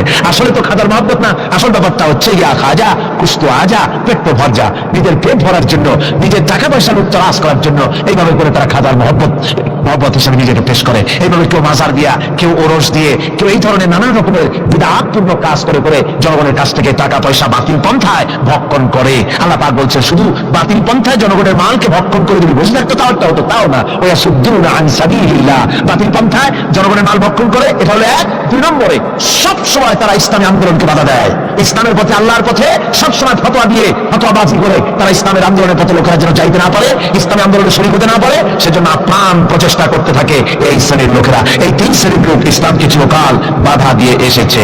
তাই আমি আজকে আপনাদের সামনে এই কথাই বলতে চাই যে আল্লাহ রাব্বুল আলামিন কোরআনে কারীমের এই সূরাটির এই আয়াতগুলির মধ্যে পরিষ্কার করে আমাদের সামনে বলে দিলেন যে মুনাফিকি বর্জন করতে হবে। 1 নম্বরে কি? মুনাফিকি বর্জন করতে হবে। মুনাফিকি মারাত্মক রোগ, সেই রোগগুলি সম্পর্কে আমি আপনাদের সামনে আলোচনা করেছি। 2 নম্বরে বলা হয়েছে আল্লাহ ঘৃণিত, সর্বাধিক ঘৃণিত ব্যক্তি আল্লাহর কাছে মুনাফিকরা। সর্বাধিক ঘৃণিত কারা? মুনাফিকরা। আর সবচাইতে আল্লাহ ভালোবাসেন তাদেরকে যারা নাকি কাতারবদ্ধভাবে আল্লাহর রাস্তায় লড়াই করে আল্লাহর দ্বীন প্রতিষ্ঠার জন্য, তারা হলো আল্লাহ সবচেয়ে বেশি প্রিয়। আর 3 নম্বরে আজকের আলোচনায় আসলো যে নবীদেরকে যেভাবে যারা যন্ত্রণা দিয়েছে কাফির বেঈমানেরা, এই যারা যন্ত্রণার সিলসিলা চলতেছে, চলবে। তবে মনে রেখো, বনী ইসরাঈলরা যেভাবে মুসা আলাইহিস সালামকে বাধা দিয়ে যেভাবে বিপদগ্রস্ত হয়েছে, তোমরা মুসলমানেরা যদি নবীদেরকে এভাবে নির্যাতন করো, তোমাদেরকেও নির্যাতিত হতে হবে, আল্লাহর গজব তোমাদের উপরেও আসবে।